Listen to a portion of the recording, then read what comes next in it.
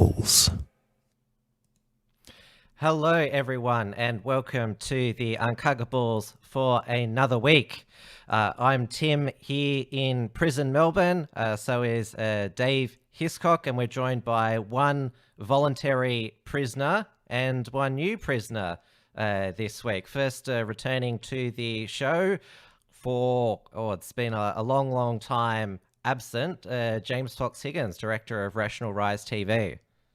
Good to be back, Tim. Doesn't feel like that long to me because I've just been so damn busy. Feels like a few weeks, but how long has it been? Months?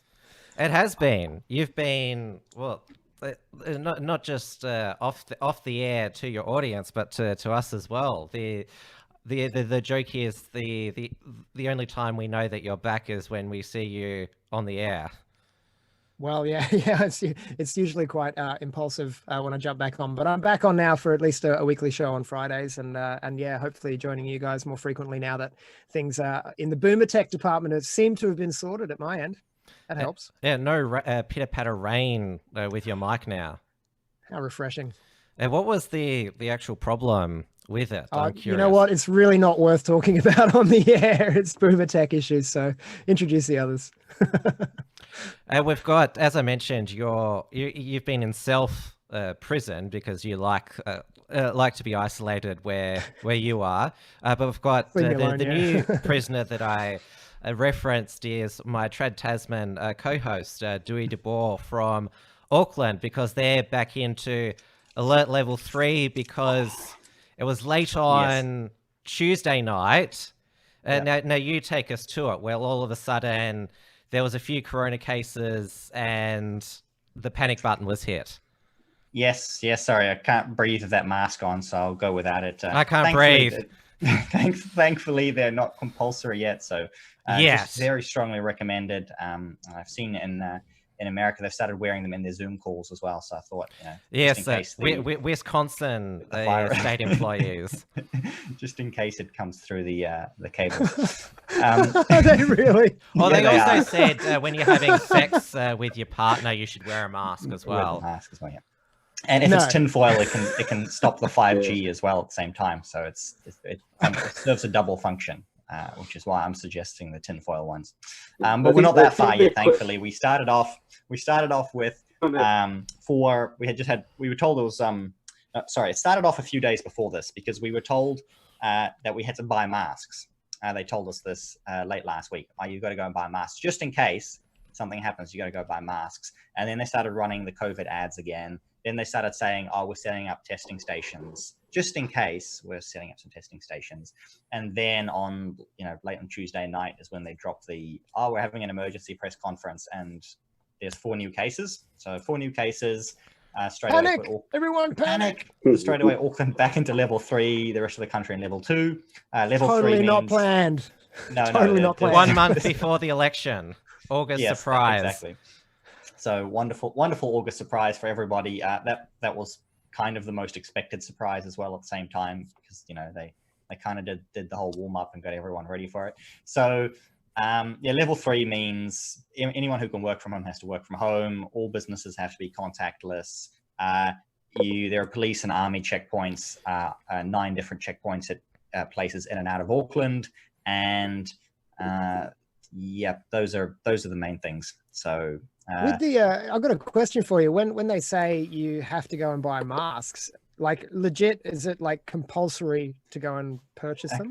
No, it's not compulsory. But when I said that you have to, they were saying to people, we recommend you go out and buy masks. And so, right. We'll give it time. Give it time. It's strongly recommended, and they've just announced the businesses have to get QR codes up on their businesses before you go there. They all have to scan your QR code. They have to. So that as of yesterday is compulsory, but they've got a week to get it up. And then the app is not mandatory yet, but we're guessing that's coming. Same thing with the masks. It's not mandatory yet, but everyone's just waiting for it to happen. We had 13, 14 new cases today. It's just been in the last hour, they sort of drip feed out updates. So we're up to about 20 odd cases. And we obviously had a few in isolation before, but the new cluster has put us, getting back up to the same amount of cases we had before we went into level 4 lockdown last time. So that's likely where we're headed with an announcement tomorrow, but who knows? You sound rather cynical there, Dieuwe. I'm just totally not cynical. Just. But he's a totally compliant citizen, I'm sure. Totally compliant. But Yes. you're told that the level 3 Auckland lockdown would expire at 11:59 New Zealand time tomorrow night. No, it's actually 11. It's actually right on midday Saturday. So they changed it from midnight to midnight to midday to midday. So it was midday Wednesday to midday Saturday, but there will be an extension announced before then. I believe Jacinda's already announced she's making a decision on the election and other things on Monday, but people are expecting something tomorrow. So it's going to be something tomorrow. If everybody's suddenly expecting something tomorrow, there's going to be something tomorrow. It's the equivalent. It's the clown world equivalent of a wartime election, at least for Jacinda Ardern, isn't it? Yes, it would be. She is allowed to delay it until September or November. I don't think she wants to, and everyone else has asked for the election to be delayed. But why would she want to delay the election? Yeah, it's just more time for them to screw up and for everyone to get disgruntled and want to replace her, right? So with the screw up already, they'll be losing support already, and she wants to have the election as fast as possible. But and it would take actual legislation to delay the election past December. So November is what they're asking for. But it's possible. Anything can happen at this stage, and there's not really any point in planning ahead. And that's kind of the situation they've created when they've thrown businesses back in lockdown. Everything's cancelled. Anyone who's planning a holiday cancelled. Any events you're planning cancelled. Everything's cancelled. So everyone sort of stops planning and everyone stops worrying about anything except for where their next meal is coming from, because the government makes it impossible for people to think about anything else. If Melbourne is kind of like the blueprint for the spreading totalitarianism they're going to see across the West, New Zealand is kind of like the blueprint for like the cycle that we're going to get put through, because New Zealand and Jacinda Ardern was lauded as like the country that did, and so was Daniel Andrews, the premier who was most cautious. Yes, and so with New Zealand, like they set the bar so low that like the tiniest little outbreak and they have to shut everything down again. Yeah. And so for all of us, we're going to be put through this cycle of being locked down, let go, locked down, let go, and people are going to be just driven to the point where they go, we'll take any way to get out of this cycle of torture, essentially, and okay, give us the vaccine. Yeah, and people have already. Well, I think the likelihood of people accepting the vaccine is actually dropping. So less than 50% of New Zealand was polled to actually want the vaccine. So it'll be mandatory. I don't think those numbers are going up, but you're right. People may get desperate enough and hope for something. Anything. I would prefer war to a vaccine. Well, that's the subject of our entropy poll tonight. Now, as always, we're on YouTube and DLive. We also operate the YouTube and DLive enhanced software Entropy, where you can participate in our poll, which is, which vaccine would you take? Would you take a Western-made one, a Russian-made one, because Vladimir Putin has said that his country has developed a vaccine against COVID-19, but it hasn't gone through stage 3 trials. Russia is saving the world. The vaccine against COVID-19 will be provided to different countries. He didn't say all countries, so offers and. I would consider the hydrochloroquine thing. You're not supposed to. It's the drug that shall not be named. Which is why I want to say it's banned in New Zealand anyway. So. Banned in Victoria too. It's listed as a poison. It's just a malaria drug, isn't it? Yes. It's a malaria drug, yeah. Which is why I just tell people drink gin and tonic is the way to go. Of course, the third option in the poll is no vaccine, which is winning at the moment. We have got our first super chat for the evening from Senator Slayer for 50 Australian dollars. Thank you for that super chat, Senator Slayer. I noticed you didn't give a super chat last week, Senator Slayer, or weren't even in the live chat. I did notice a Daniel Andrews account in the Uncuckables last week that was posting regularly, and also sent through a number of super chats. The Daniel Andrews account is not there tonight, but the Senator Slayer account has returned tonight. So that's. I noticed, Tim. I noticed there's a question in the entropy as well. Oh, I haven't read out the super chat. His super chat is gay. I'm not sure what he's referencing. Yes. Yeah, Rational Rise TV has put a question. Can we put the $50 Senator Slayer just donated towards in-home haircut for Tim? No, as long as the lockdown lasts, these locks are remaining. I'm gonna send you via Amazon a pair of clippers, and you can just do the Dave. I reckon that'd suit you, Tim. On a live grow stream the as beard, well. Grow the beard, and shave off the top. I reckon that'd be a mad new look for you. No, that's not what I want to look like at all. It'll change your life, Tim. Trust me. Yeah. You'll get 15% more based just for having a skinhead. That's it. No, it actually expands your muscles by 10%. The only time I will be bald is if I don't have a choice. You're just gonna lay down, hey? I've also got another. Tim, I'll let you know that I used to have long, beautiful hair. Yeah, I've seen your previous photos. Yeah, that photo still hangs around. Actually, looks like it was from a wedding. Oh yeah, weddings. What are they? We don't have those in Melbourne anymore. Well, you know, that's what happens when you start. No, I won't. They're illegal. Yeah. Well, you're allowed to have 10 people at your wedding in Auckland still, so they're still not quite illegal yet. So my career as a wedding singer is officially over, which is interesting timing because I was considering heading that way anyway, and then it happened out of my hands. All weddings cancelled. I had a full calendar at the start of the year, and it's completely wiped. I've got a few. You know, most people are postponing in the wedding world because, you know, they're hoping that by next year things are going to be better. So they're like, all right, keep the deposit and we'll book you in again for next year. But I'm not that hopeful. I don't think things are going to go back to normal. I think things are going to continue to spiral. And like Dave said, they're going to pump. There's going to be this pumping, you know, like it's going to get really hard, then a bit easier, then really hard, and it'll just keep going. And as soon as they ease off, then like you had in New Zealand, people start planning again. And then now they can't. Now then it's all cancelled again. So no more weddings. People will stop either after this one or after the next one. People will simply stop. And you know, you were joking about the vaccine earlier, but we don't have vaccines for seasonal flus, hardly any coronaviruses.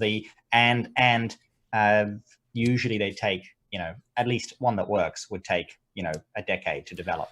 Well, they're saying that there's they can fast track it all they want. According to our chief health officers, there's apparently 200 prospective coronavirus vaccines that are entering stage 3 trials, where apparently you have to test over 1,000 people. So they've obviously got a lot of volunteers for this. Well, the ones they've tested before all tended to be worse than the disease in terms of side effects, basically. You know, imagine they're going to have unacceptable side effects every time. You don't want to be one of those. Well, somebody wants to be one of those people. I don't know why you would, but they'll just start testing it on boomers. Why don't they just? Well, that's how they tested hydrochloroquine. That was how they got that dodgy study that got published in the Lancet. Yeah. Why don't they just pick up the wrinkled hands of these ladies in nursing homes and just like make them sign the thing? And it's like, there you go, there's the jab. Oh, she's dead. Oh well, get another one. It didn't work. Yeah. Well, they could because it's a drug, hydroxychloroquine. They could one of the vaccine developers could just take that drug, melt it into liquid, rename it something else. That's the way. It's what the left do. They keep doing it with socialism, don't they? Yeah. The other thing that I've noticed, not a few people are talking about, but people aren't emphasizing it much, and maybe it needs to be emphasized, is the fact that we're all very comfortable operating in a cashless way now because of this. Like nobody really wants to touch the money because it's gross, and we've always known it's gross to have. But you want to touch around the whole country. PIN pad. Yeah. I mean, the logic is, you know, there's no logic to any of what people are doing in response to this, but we are getting very comfortable with the idea of a cashless society now, and it'll be very easy for them to move towards that. So you got compulsory vaccine potentially on the horizon, a cashless society on the horizon, where all transactions are traceable. Mark of the beast is on its way. Don't forget QR codes, check-in QR codes. We've got the check-in QR codes, but the cashless society, who even wants the cash or the cashless money? Because yesterday, this morning, the days kind of turned into a blur, but the Reserve Bank of New Zealand is just printing another $40 billion. So that was their response. So it doesn't matter. It's not worth anything anyway. Why would you want it? Yeah, buy some Bitcoin. Buy Bitcoin, guys. There's a potential future. Exactly. So you only keep the cash long enough to convert it into something else, right? And that's it. People don't keep money. You don't keep it and put it into whatever. So yeah, exactly. We've got another super chat here from Freedom Patriot for $3 US. Thank you so much. His question is for Dieuwe. What are your thoughts of the chances of the public party in the election, whenever it's going to be held? Probably just about zero for basically any minor party. And disclosure, I'm a candidate for the New Conservative Party, but it's certainly possible, but it hasn't been done before. That's the issue. But of course, we're in uncharted territory now.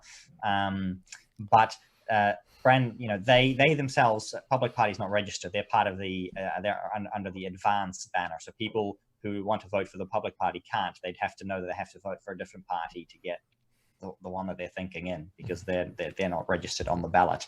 And it's certainly, in terms of a ground game, of the minor parties, of the ones not in Parliament, New Conservative is the only one with a big ground game. And even then, we're showing up in the polls between 1% and 2% at the moment, and you've got to get to 5% in terms of public party not showing up in the polls. And people look at the polls and use them to predict the outcome, and that's how they vote. People vote for winners, so they only vote for what they think they're going to get. And that seems to be a self-fulfilling prophecy that you need to get through somehow. And that actually hasn't been done before in New Zealand's MMP history. So since 1991, I believe, when we adopted the current system, only parties with existing MPs or former MPs have entered Parliament. I can repeat myself again to say, well, we are in uncharted waters, but you sound like Jacinta Ardern when she says unprecedented and unprecedented times, and we may have a postal election, so then that for sure nobody stands a chance. It may be slightly delayed, but I can't. I think there's a good chance of things. I think there's a good chance of things going postal everywhere this year. It's I'm in terms of straight up answering the question is I have no idea, no predictions. We also heard today that there's 17 active cases in New Zealand now. They don't know how it got in to the country, the virus? Via the frozen goods. So frozen goods. Somebody probably from Melbourne sent some frozen goods over to New Zealand, and the virus jumped from the frozen goods onto a factory worker, who then spread it to, for some reason, managed to spread it to 3-4 different schools around the city, and possibly different cities. We're waiting for cases to be confirmed. There's lots of speculation there. There's cases in other parts of New Zealand, but that's the official story. The reality is a border situation like you had in Melbourne, one that we've discussing on Trad Tasman Talk the whole time, saying, oh yeah, I hope New Zealand's borders, the quarantine staff are better than your Melbourne ones. But it turns out that may not have been the case. And we also just found out today that they actually hadn't tested any of the quarantine staff. Most of the quarantine staff had never been tested in the past few months. So it's likely this has just been running around the country as the seasonal flu for the last little while, just so we could get the 100 days without a case of community transmission headline. And then for some reason, 2 days after that, we found that it's suddenly all over the country. And if you test positive to the coronavirus, you don't get to isolate at home. You're taken to a quarantine facilities, which is there's a picture of it there. which is what I refer to as virus protection camps. And this is another XYZ article, satire article that came true from last week, because you remember on last week's Uncuckables, I read out David satire, Daniel Andrews moves Victorians from prison camps to death camps. And it also mentions that all new arrivals will be given a shower to disinfect any coronavirus pathogens, and they'll be given fresh clothing. What are the doors made of? Wood. Well, we'll go back. And apparently there are handles on the inside of them too. You can just open it right up. Well, this is apparently the New Zealand quarantine building. That's good. It'll help people breathe, you know. Yeah, but look, there are people in these camps. They'll have an orchestra. They'll have a theatre. They'll even have a swimming pool. Sounds peachy. So they actually, I assume if necessary, they'll take people forcibly from their homes into these camps. Yes. So I have heard people saying that's what's happened already. But this was only announced this afternoon, so we will wait for this to filter through. But that is now the case. You will be forcibly removed from your family into quarantine camps until you can recover. For your own protection. Jacinta seems to like to be a trailblazer, doesn't she? Yeah. I don't know why. It's like they want to discourage testing now. So they asked people to go turn up for tests, so they had 6 to 8 hour queues outside the testing stations. But now it's like if you test positive, you get dragged away to a quarantine camp. Well, if I don't know how busy it'll be. Does have will people still line up for the test and swimming pool? Then it sounds like it's a good place to hang out for 14 days. A free holiday. Is it true? It's in the New Zealand province of Siberia, yeah. The quarantine facilities are all over the country, so you know. And in between the first and second waves, Jacinta passed her own enabling act. Can you go back in time to describe what that act entails? Oh, well, I'll have to think back to about like a whole 2 months ago. The Enabling Act allows any authorized quarantine officer to enter your house to search for people who might be sick or not following the rules set forward by the. Are they going to be officer. searching in trapdoors under beds and things? Yeah, they're going to go into the attics as well. All right. But they have to, and obviously they have power to detain anyone they suspect might be sick, and the chief health officer can make certain orders to make certain people do things. I actually did one of those recently where he ordered anyone who worked for these businesses that have been infected to stay home, and all of their people they'd been in contact with to stay home, and anybody who talked to them to stay home until they could be contacted by the authorities. So stuff like that. Just the usual thing you might expect. But they're setting precedents, aren't they? That's the new normal. And does your stage 3, because your stage 4 didn't have KFC, but ours has KFC only until 8 p.m. curfew. So does your stage 3 have KFC in Auckland? Yes. So stage 3 does have KFC. You can pick up from, Bunnings and other stores. You even are allowed to leave Auckland if you have a good reason, or if you can make one up. Then you may leave Auckland and come back. Other than that, the biggest restriction is that we're sealed inside Auckland, so you're not allowed to leave Auckland, and any only businesses that can operate without contact are allowed to continue. And the big difference to level 4 is basically you get welded inside in your house. Yeah. And you're not allowed there has been a precedent for that one in China. And also you're not allowed to order certain books at stage 4 as well. Yeah, that's right. Non-essential books are banned at level 4, but level 3 you're allowed to order any books you want. Yes. Because we know that the virus it likes particular books to infect. It's you know what this strikes me as the thing with the books. It's so ridiculous that it strikes me as there's Satanists who, you know, they love to hide in plain sight, and it's almost like a confession that the real pandemic here are the meme pathogens that they're putting into people's heads and the behavioral changes that they're programming into us with this incremental torture that they're implementing worldwide. You know, this is a psychological warfare. That's not to say that the virus isn't real. I'm agnostic on the actual virus because I haven't had any direct experience. I'm going on the authority of the media and of the government, neither of whom I will ever trust. So you know, it could be real, but what is definitely real is the psychological warfare. And yeah, the books thing, it kind of seems like a nod from the masterminds, you know, of this, that they're like, this is really about ideas and infecting your mind. And the psychological damage that's being done to people now is quite immense. You know, there are people incredibly traumatized talking to people, incredibly depressed now.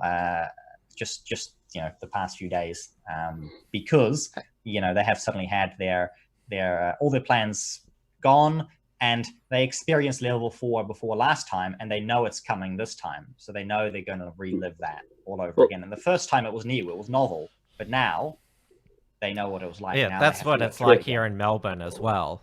Yeah, it's from the 1984 playbook. Winston, the character describes how he sees the guys who are political prisoners, suddenly they're released from jail and they've all been forgiven, but then new evidence, and then he sees one of these characters, like, who's been released from jail. He was a former political prisoner. He sees him crying when, like, some good news happens. And then a few days later, like, this guy, like, new evidence comes along and he's put back in jail and he's executed. And so then Winston, the main character, goes through the same process. He's put in prison, then he's allowed out of jail. He gets some good news and he realizes that he loves Big Brother. And so, like, that's when the thing finishes. Spoilers, everybody. But then you know that the whole point of it is, in a couple of days' time, there's going to be new evidence. He's going to be put in jail. He's going to be executed. That's the playbook. That's what they do. They put you in, and then they let you out, and they put you in. That's how they break you. Yeah. And the masks are also a social signal of subservience, you know. So the people who are wearing the masks are signaling to society that they will comply. Yep. That's one thing. But then the people who are going apeshit on others for not wearing masks, they're showing that they're useful idiots who can be recruited to become the new Gestapo, you know, to become the new police. Well, the Karens are the new Gestapo. Yeah. Well, it'll grow. The division will grow. Yeah, and it's already been said with the masks. Is the Prime Minister said basically the number one thing you can do to show that you care is to wear a mask. You know? So if you care, you wear a mask. If you don't wear a mask, then you don't care. Staying with the pop culture references, so that's the Mr. Smith effect in the Matrix. So in the Matrix, basically the police can, like, enter the body of any person in the Matrix, and then go after somebody who's, like, going against the rules. That's essentially what happens with the mask Karens. It's like they've been brainwashed, and they make people comply. It's like the people who've designed this system have found a way to infect the brains of random people and just basically maintain order. As the Australian Protectionist Party is saying in the comments, they're the snitches, and they've always been an essential part of a revolution. You have to have the people out in the street who are watching and reporting on their neighbors. And you know, this is how the Bolsheviks took over and, you know, implemented their regime and the rest of it. So it just goes on and on. Like, we've seen it before, but what they've created is a society of idiots who have been programmed as NPCs with this fake version of history. And most people are totally ignorant of what happened even in the last century, let alone over the last couple of thousand years. And without that perspective, without the historical perspective, you're helpless. You don't understand that this has all happened many times before in various ways. Which actually brings us to another XYZ satire article, or is it satire. And I honestly don't know anymore, Tim. even though you write it, brave Victoria police officer valiantly chokes little girl to save grandmother. And this was, I'll see if we can hear it through here. But then the article was Did you write it before the she didn't have a mask on, and this is the... It was Yeah, okay. Elsa would have been very prophetic. He's fucking choking me! He's choking me! What the fuck? Let go of his fuck off me!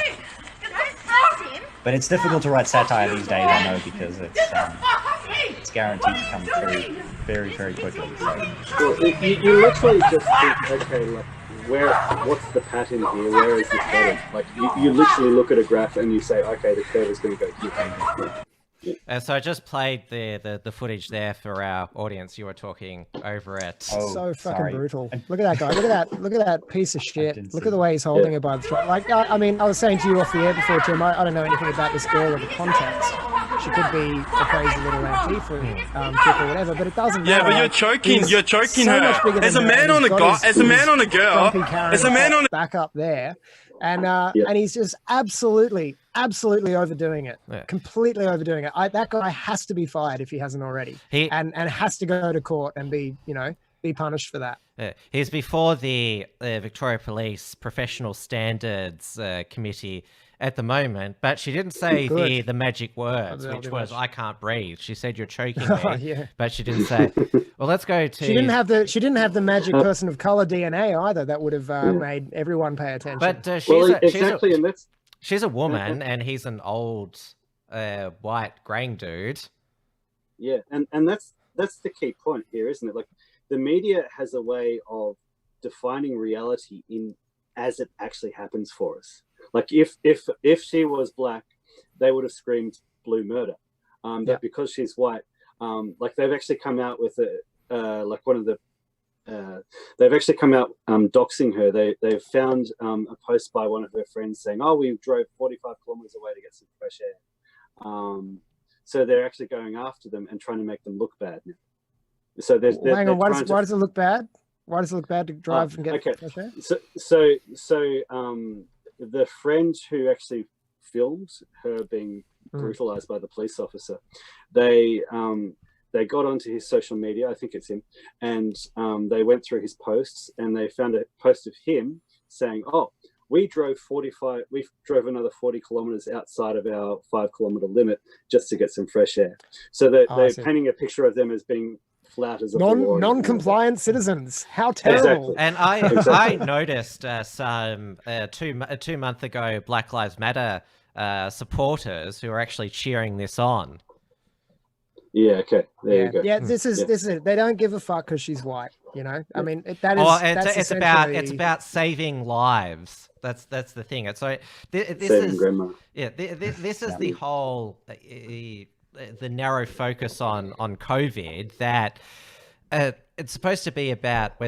To go into this lockdown, it's supposed to be about compassion and care, yet we've seen so much abuse and demonization of people.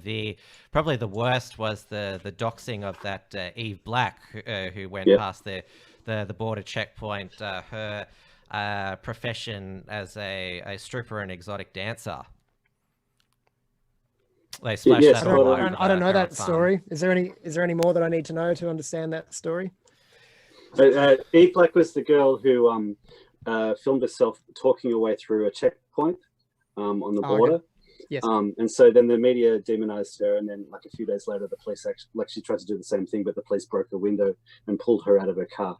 But then the media went after her, and they basically doxed her. I cannot wait till the Holy Inquisition begins. I tell you what. Yeah. Fuck. Yeah. These people are absolute monsters. Yeah. Every single bureaucrat who works for this government needs to quit if they don't want to be on the list, you know? It's crazy. And again, like that's not an isolated incident. Like, it's been happening to quite a few Victorians. And there was another... the way that the chief police officer has put this is, we've had to break into people's cars to pull them out of their cars. So the way that they're framing it as these people as the bad guys, rather than we're becoming a totalitarian. Yeah, they're bragging about that they're smashing the car windows in. Shane Patton, the police commissioner, who is, well, uniform. He looks quite... I'll just play it. Looks like the NKVD. Yeah. So Dave, have you set up your dead man switch yet? My dead man switch is basically the understanding that if they're going to come after me, they better come in force. Yeah. Well, just have that perfect video, lined up where you don't hold back. Just hovering dormant, waiting for you to not cancel it one day. Yeah, here is. I'll write the best fake news I've ever written in my life. Oh, that's my dead man switch. Yeah. Sorry, Tim. If you're all switching on to Australian topics, it's late night for me, so I'm gonna head off, and we're doing a show tomorrow night. Yeah, which is 6 p.m. Melbourne time. Yeah, 8 p.m. Auckland time. Auckland time, and we'll talk about more of the New Zealand stuff in more detail tomorrow. And I will let you guys have at it. And cheers. I was happy to answer some questions and. Well, wish us luck here in New Zealand. Yeah, well, we're praying for you, mate. It'll be another brave new day tomorrow. Who knows what Jacinta is going to come out of her mouth tomorrow. Yeah. All right. Good night, everyone. And much appreciated. Get some other time. Bye. Doesn't want to talk about Aussie stuff. I reckon he's a Kiwi supremacist. No, because it's 11. It's past 11 o'clock now. I know. I got it. Tip. What I like is that he knows where he's from. Yeah, he understands. Okay, I'm a Kiwi. he's not going to encroach on other people's country. All right, let's talk about back to Melbourne, because we have had some cause for optimism with the case numbers. Well, today below 300, it was 278. It's been going up and down for the past few weeks, but it stabilized. It got under 400 for a bit, then went up on Wednesday, but down under 300 today. And we're in the second week of this stage 4 lockdown. We're supposed to get out of this. It's such a joke that they base policy on these numbers that cannot possibly be accurate. Like they cannot possibly know how many cases there really are or aren't, and it's modeling and bullshit. I reckon a lot of it.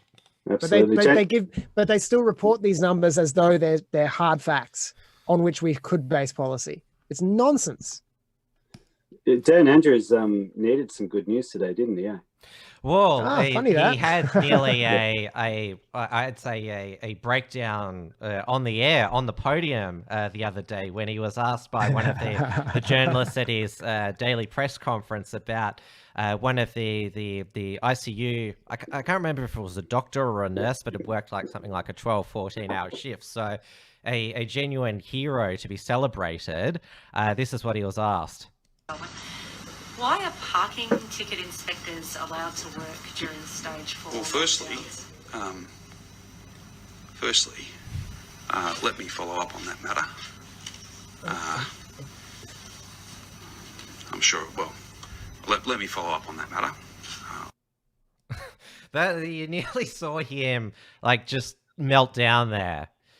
But I haven't seen the follow-up reports, but I'm almost certain that the media will be spinning it that brave Daniel Andrews is fatigued from all the hard work he's doing saving Victoria from itself. But he's just a fucking scoundrel who gave himself a pay rise and wants to pay for it with parking tickets and won't admit it. Well, the parking ticket was issued at the Royal Melbourne by the City of Melbourne, so it was a local government department, and of course it was at the Royal Melbourne Hospital. That's where the ticket was given. Gee, so it could have been somebody who actually really needed to be in the Royal Melbourne Hospital. Oh, so was this in response to one ticket and then people were outraged? Okay, I got the impression from her question that they were out in force, like statewide. Well, the follow-up was he didn't know how many ticket inspectors were out in force in each municipality, because this has been the whole thing about who's a permitted worker under stage 4, because with a permitted worker permit, right? Yeah, your papers, please. Oh, good Lord. Yeah, the point is valid. It's like, yeah, okay, so like somebody got a parking ticket. So you're saying, yeah. Parking inspectors are okay. Oh, but it got rescinded by day's end, which is what I predicted, and the Melbourne. Yeah, well, it's such bad optics that he would have phoned that one in immediately. He would have gone, find that ticket and make sure they cancel it because I don't want to go on the guillotine. Well, Melbourne Lord Mayor Sally Capp, she also did a press conference where she said, "Sorry if we haven't made this." Or the state played our part properly in the stage 4, or to the best of our ability, which shows that it was a typical just monetus bureaucratic function where they just still send out the parking inspectors, and the Lord Mayor had no idea that they were doing this. What a bogus job! How do you sleep at night as a parking inspector? It's like they're basically the snitches that were always there,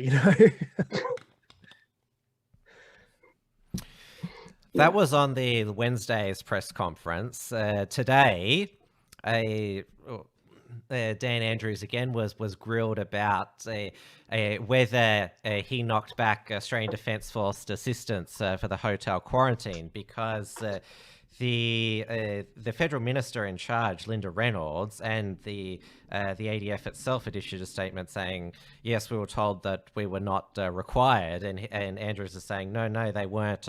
They weren't on offer, and he even wheeled out his emergency management coordinator, Andrew Crisp, to say no, they weren't on offer.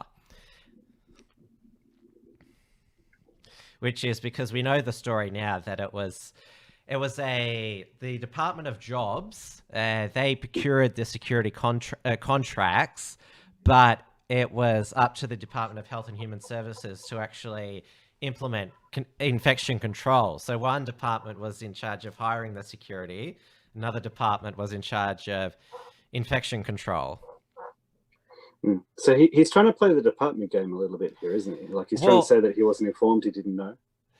Well, Andrews is saying that he doesn't have the answers. It's all going to be found out by this independent judicial inquiry, which has been delayed. But he's also tried to look tough, and like he's taking responsibility, and he said, "Well, the buck stops with me." But when it comes to difficult questions like that, clearly it doesn't.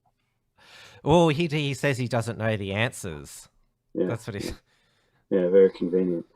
So it's a number of really key points here where government incompetence and corruption, which go hand in hand, have led to this outbreak here in Victoria. We've had the hotel quarantine where the ADF were offered to look after the quarantine, but they chose to do it with private contractors who they had a diversity hiring policy. Yeah, have you seen the promotional video by the statutory body in the Department of Jobs, Global Victoria?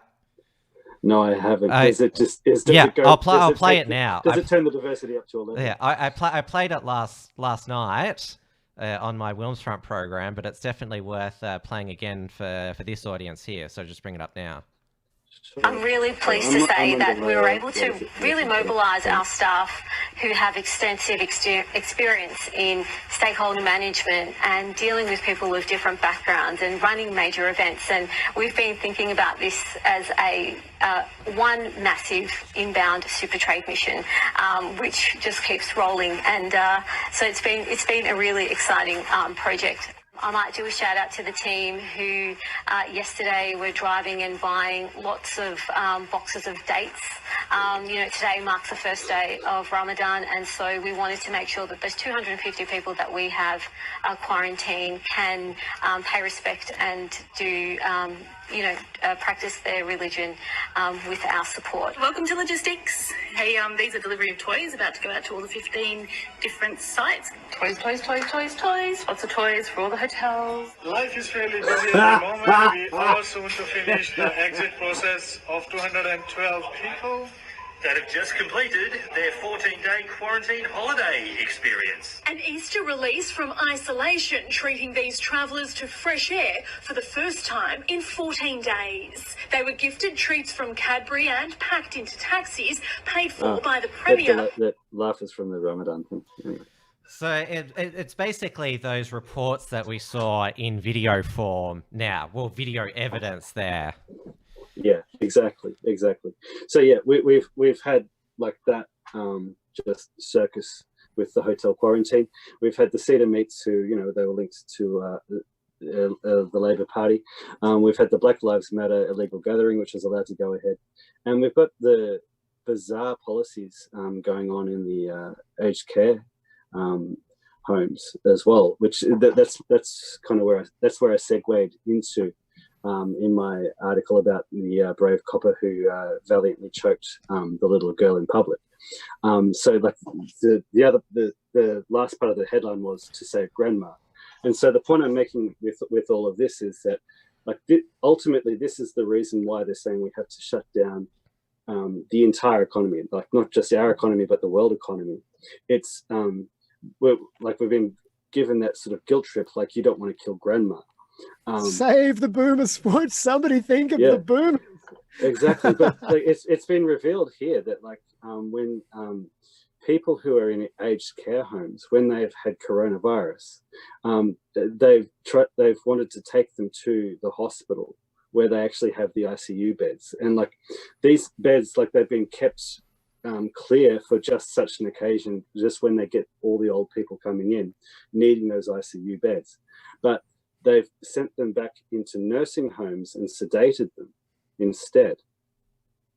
It's incredible. That's murder. Like, it's murder. It's fucking murder. It's murder, and it goes against the whole point of the lockdown, because the whole point was we are not supposed to have contact with other people so that we don't infect the elderly. Yet when the elderly in nursing homes when the elderly in aged care homes get coronavirus, they keep them there.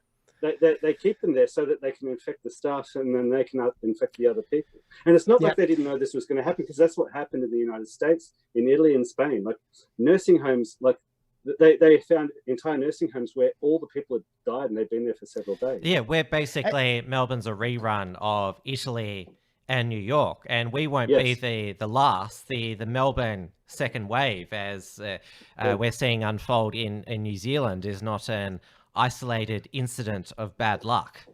Yes, and is there any truth to the claim that that I've seen going around that nursing homes are being paid something in the vicinity of $1,200 per corona-related death? I've heard that rumor. I haven't seen any evidence to substantiate it. No, I mean that would be outrageous if that turns out to be true, because they would literally be incentivizing them to murder their inpatients. Not necessarily. Like people pay hundreds of thousands of dollars to put their elders in them. So like an extra $1,200, like compared to how much they're already getting from the families. But I mean, what the rumor that I've read, and again, I'm not claiming it's true, but I've seen it going around, is that the homes are being paid if they have a coronavirus related death in there. They're getting paid an extra sum of money for whatever reason, because they can justify it however they want. But that's a very, very dangerous kind of incentive. Yeah, you don't want to set that precedent. At the very least, for lying on the cause of death. And they're making it very, very easy to list coronavirus as, causally related. Like you look at the way the Australian Bureau of Statistics is defining how to classify whether it's a corona death or not. And it seems to be that if it's possible that if you were likely to have coronavirus, then you died of coronavirus. George Floyd had coronavirus in his system, yet he was counted as a death of police brutality. I saw a great picture of a skull from first century Roman Gallic War. This Roman soldier had a spear through his skull, and obviously he died of coronavirus. Yes. Yeah. We've got another super chat here on Entropy from Sexy Christian Male, late 30s, for $3 Australian. He said, sorry to interrupt, but I heard Dieuwe was looking for me. Can one of you pass on my number to her. I'm just as desperate. There's no way that guy's in his late 30s. Oh, well, I'll pass on your number, which is 666-333. So I'll pass that on. So 666 and 333.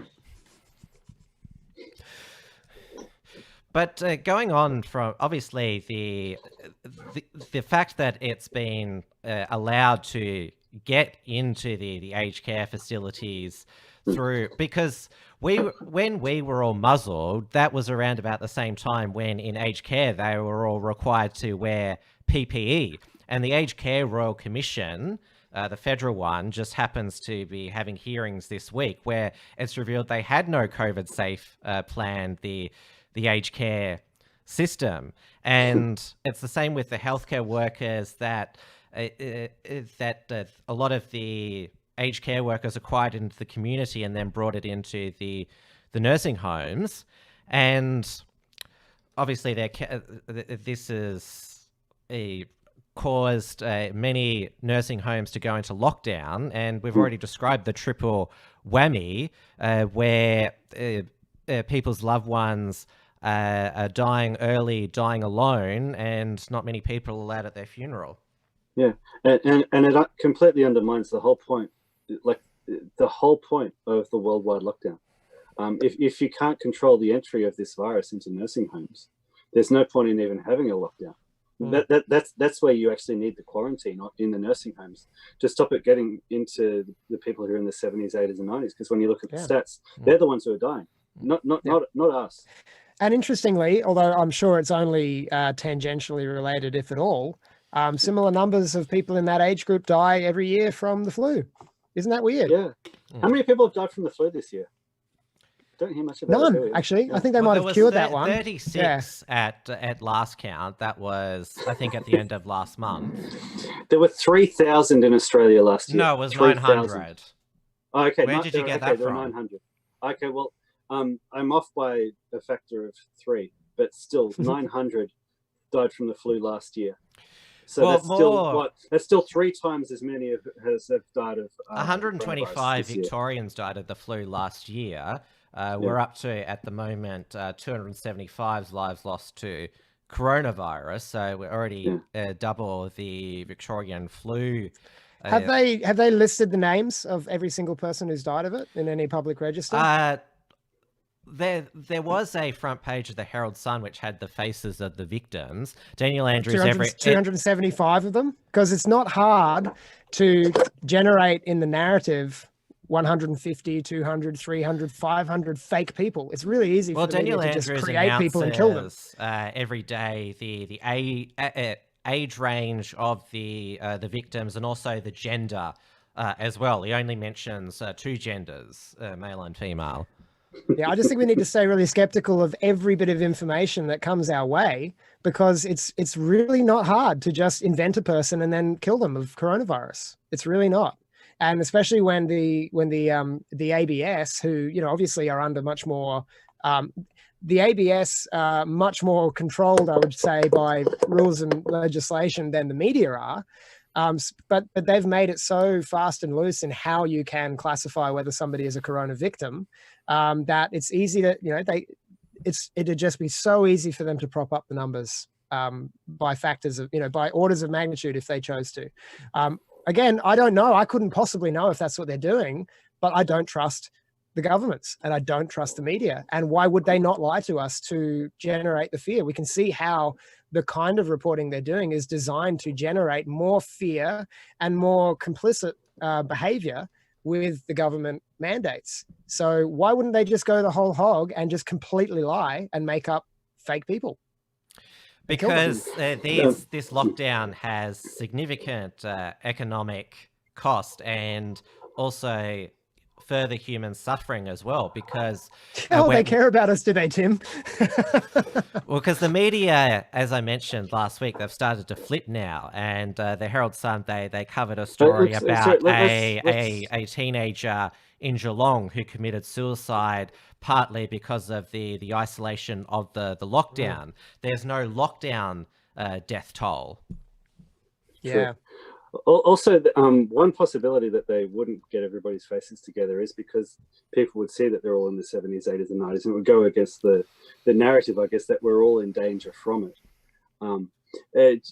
What is interesting then, because I just got on the ABC and like it confirmed what you're saying. I'm sorry, I mentioned 3,000. It's more like 900 in Australia last year. So, what I find interesting is this has been one of the healthiest years of my life. Like, part of it is because I'm in the fittest condition of my life. But a big part of it is because like we are actually not having as much contact with people, and everybody is actually practicing really good hygiene. So like flu numbers are way down. So what this does tell us is that yes, quarantine does actually prevent the spread of disease.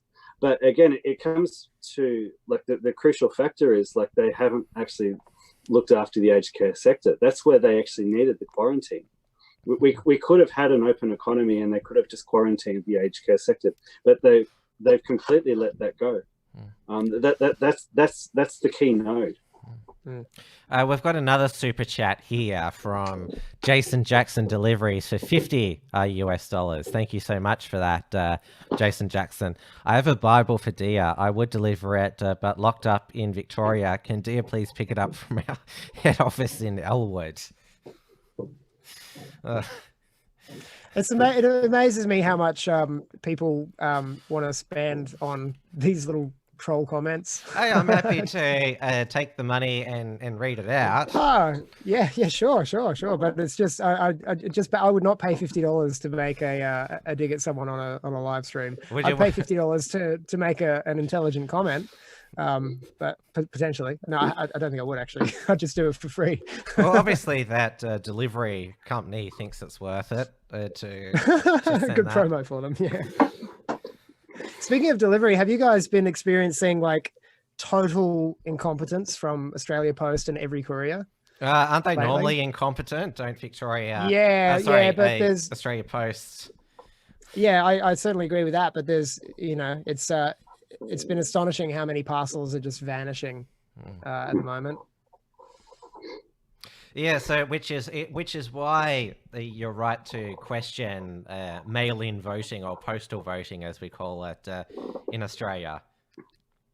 Yeah, well, that's right. It's like if we're seeing that the systems of delivery are failing and we're not allowed to get together in public anymore, then how can we possibly trust a postal vote? I mean, but again, that's downstream from the fact that we can't possibly trust democracy to begin with.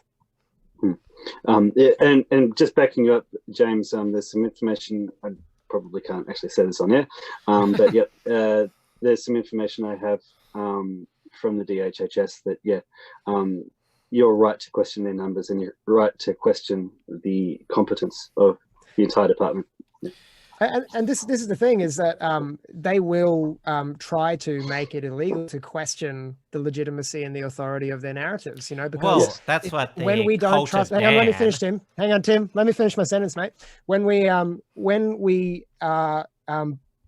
we are bullied this hard by the government to comply with their arbitrary and illogical, oppression of our freedoms, in order to fight this thing that we don't actually know about, and we're forced to rely on their authority, we see how the world is dividing now into the masked Karen types and the unmasked rebels, and then all the people who are agnostic and in between. And if the trust continues to diminish, they will have to make it illegal for us to question them. And then what you're dealing with is an open, completely bald-faced and unashamed cult.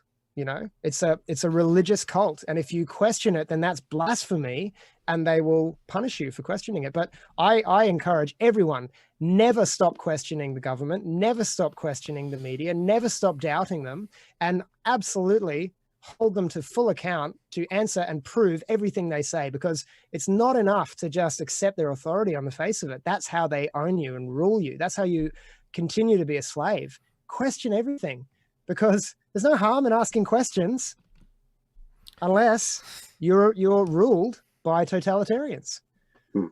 I noticed that Twitter have disappeared the dictator Dan on the auto like on the auto spell when you do a hashtag. But I stand with Dan still comes up on the yes, auto. the cult of Dan. They'll turn on and pile on to anyone who dare ask us as Dan fair questions. They even went after Raphael Epstein of the ABC for asking too many questions of Dan. Apparently, they went after a blue, huh? And also the Age. They've also turned on that because they also criticised Dan Andrews for not asking questions. So, and we've got a note. We've got a note in that as well that it's an American Silicon Valley tech company who are supporting the controlled narrative of Australian politics. Like that's foreign intervention by, a tech company. It's ridiculous. Yes. There's also a new hashtag given it's not just the turning down of ADF, but also the poor contract tracing from DHS. There was a new hashtag which slipped through the algorithms. Dan lied, people died. Gee. Yeah, wow. Good.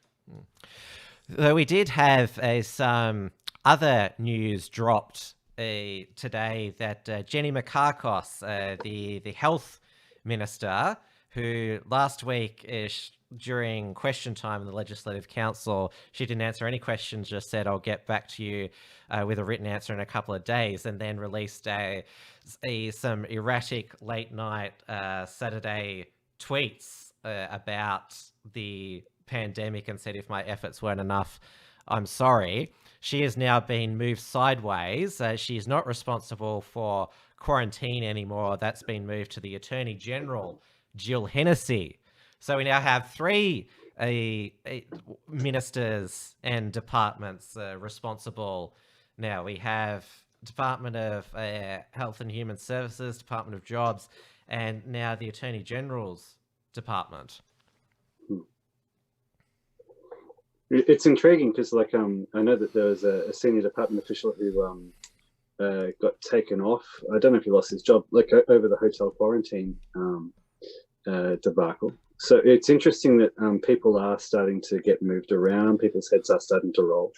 It does indicate, okay, there's some incompetence here, or there's at least the look of incompetence.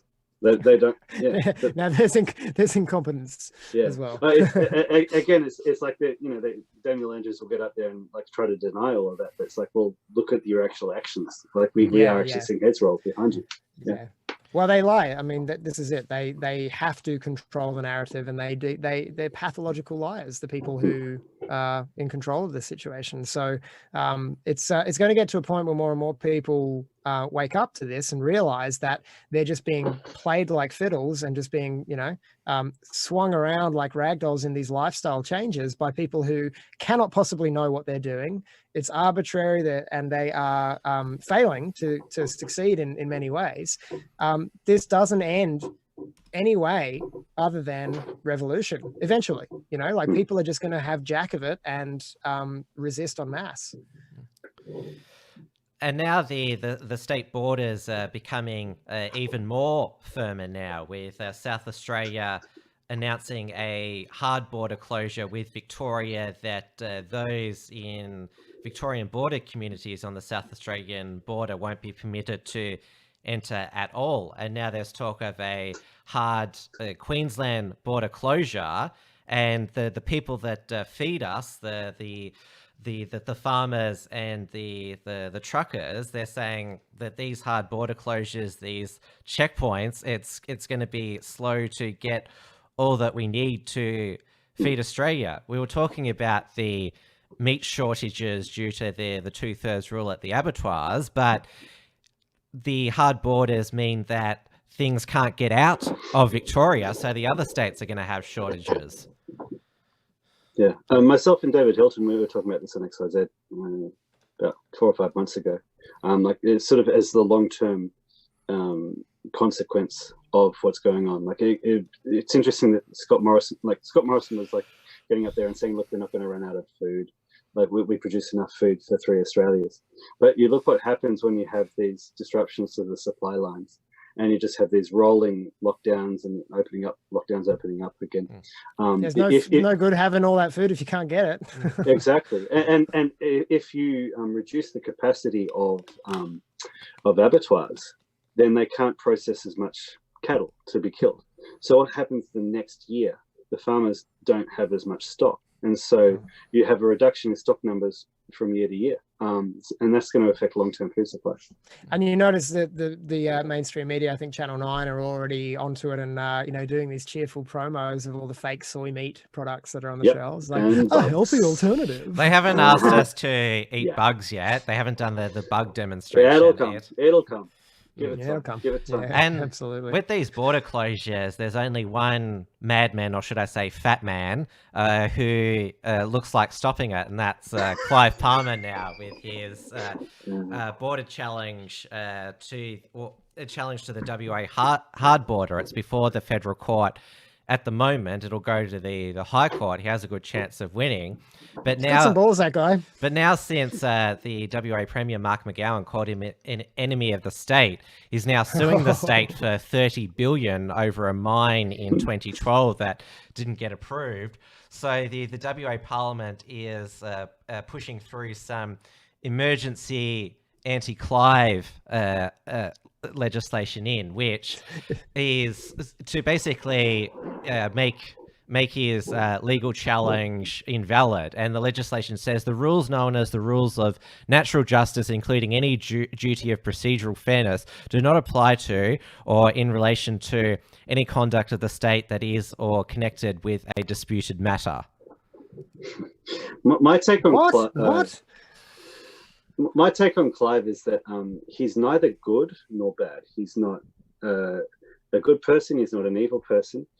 He is like the living embodiment of chaos. You don't want to have anything to do with him, but you are glad that he's there, because as long as he's in politics, he disrupts whatever. He's the Loki of Australian politics. Exactly. Yeah. He's the person who creates that random opening where if you're fast enough and you're in the right spot, you can't plan for it, but you might be able to actually make something from it. We've got in the waiting room, I'm not sure if you can see it, Senator Slayer. Shall we let him in? It's always fun. All right. Talking about chaos bombs. Oh, well, we've had a our very own Loki. Can't be Senator Loki Slayer Erickson on camera. He's here. He's connecting to audio. I think he's on. Nah, it's video, I think. Yeah, we can see you. Oh, you Yeah? don't look that Welcome, horrendous. We haven't seen you on video for a while. What's going on, guys? Okay, then, yeah. What's the news?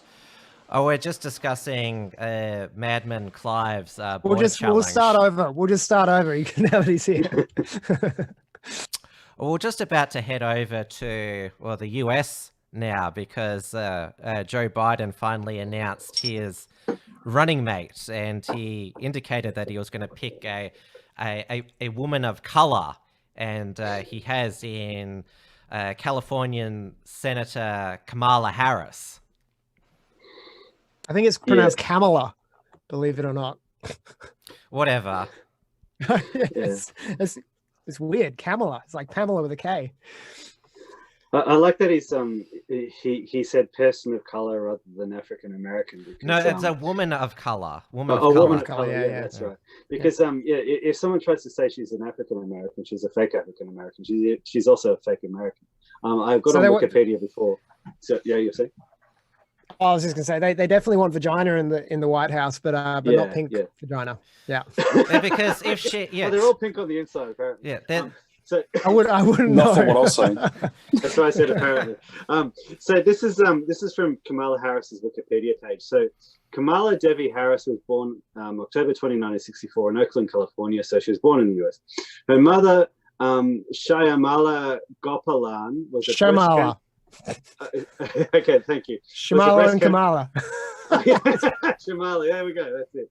Was a breast cancer scientist who had emigrated from Tamil Nadu, India, in 1960 to pursue a doctorate in endocrinology at UC Berkeley. Her father, Donald J. Harris, is a Stanford University emeritus professor of economics who emigrated from British Jamaica in 1961 for graduate study in economics at UC Berkeley. So she's the daughter of 2 immigrants. She's not an American. She's not a heritage American. Also, she was quite literally born into privilege. So this is why we're so cynical of all of this identity politics, because Joe Biden has said, I want a woman of color, i.e. I want somebody who represents the so-called oppressed minorities. Yet here we have somebody who has just ridden on the backs of her parents' money and privilege to her own position, and is exploiting this identity politics to further her own career. Well, she's done a lot of oppression herself as a prosecutor and attorney general of California. She put the non-violent marijuana offenders in jail, but didn't go after the big dealers. And Biden and Harris have been 2 of the worst Democrats for the Black community. You know, so it's a really interesting choice. It'll be interesting to see if the Black community truly is dumb enough to fall for it. Well, the ones in South Carolina were dumb enough to vote for Joe Biden in that crucial primary. You vote for Trump, you're not Black, huh? But also Kamala Harris, she can't spot fake crimes, because this is what she tweeted about Jussie Smollett. He's one of the kindest, most gentle human beings I know. I'm praying for his quick recovery. This was an attempted modern-day lynching. No one should have to fear for their life because of their sexuality or color of their skin. We must confront this hate. And that was on... I'm sure she backpedaled later when he was exposed, right? She claimed to be confused. Oh, yeah. We're all confused. And Biden's the most confused of all. Oh, that's the joke. We were all shocked to hear that Kamala Harris was his running mate. Not as shocked as he was. Come on, man! It's clear that because this is probably the most important vice presidential pick ever, because... Well, the vice president is normally a heartbeat away from the president. In terms of Biden, they'll be a brain cell away from the presidency. Because get ready for President Harris. Yeah. Because the 25th Amendment is just about the president being incapacitated. Yeah. They don't have to actually die. Yeah, right. Well, yeah, they could call it any time with Biden. They're not going to until he's won, but they could call it any time after that. But it's an interesting one because I don't know much about Kamala Harris, and I don't know if she's I wouldn't say she's even close to being one of the puppet masters, but she's obviously going to be useful. You know, she's not stupid, and she's she's nasty. Oh, and, she is. She'll be a very good candidate for them to push into the Oval Office with that 25th Amendment. It's going to be so easy to get Biden tired. Well, he even admitted that he's a transitional candidate, so he's already admitted that basically she's going to be president. So and everyone forgets that she's half white as well. Well, no, she's half brown, half black. That's what Dave just went through. So her father's from British Jamaica. We don't know if he's white. Yeah, so he's an Afro-Caribbean. So she's not African American. In terms that her family tree goes back to. I'll look him up. Because Barack Obama, his father was from Kenya. His family didn't. Well, the black side of him had no connection to the United States from its founding. Do you guys still follow Malik Obama? Yeah, he's good fun. Although he hasn't. Does he know about the family secret? Michael, do you mean? Yes. Has he ever said anything about that? No. I don't know if he's met him. There was talk that Michelle might be picked to be the VP. I did notice when I opened Spotify the other day that they're forcing me to look at a whole row of Obama picks, like the Michelle and Barack have basically curated Spotify, and if you don't listen, you're a racist. Well, at least that Michelle Obama's not going to run. Like, I was getting a bit nervous about that. If she ran, I think Trump would definitely. Well, they wouldn't have been. They wouldn't have been able. What's to the procedure if they do? Sorry, Dave. They wouldn't have been able to pass her off as a woman of color. Well, that's the thing. There would have been this linger of doubt whether you'd have the first female president. It's transphobia, man.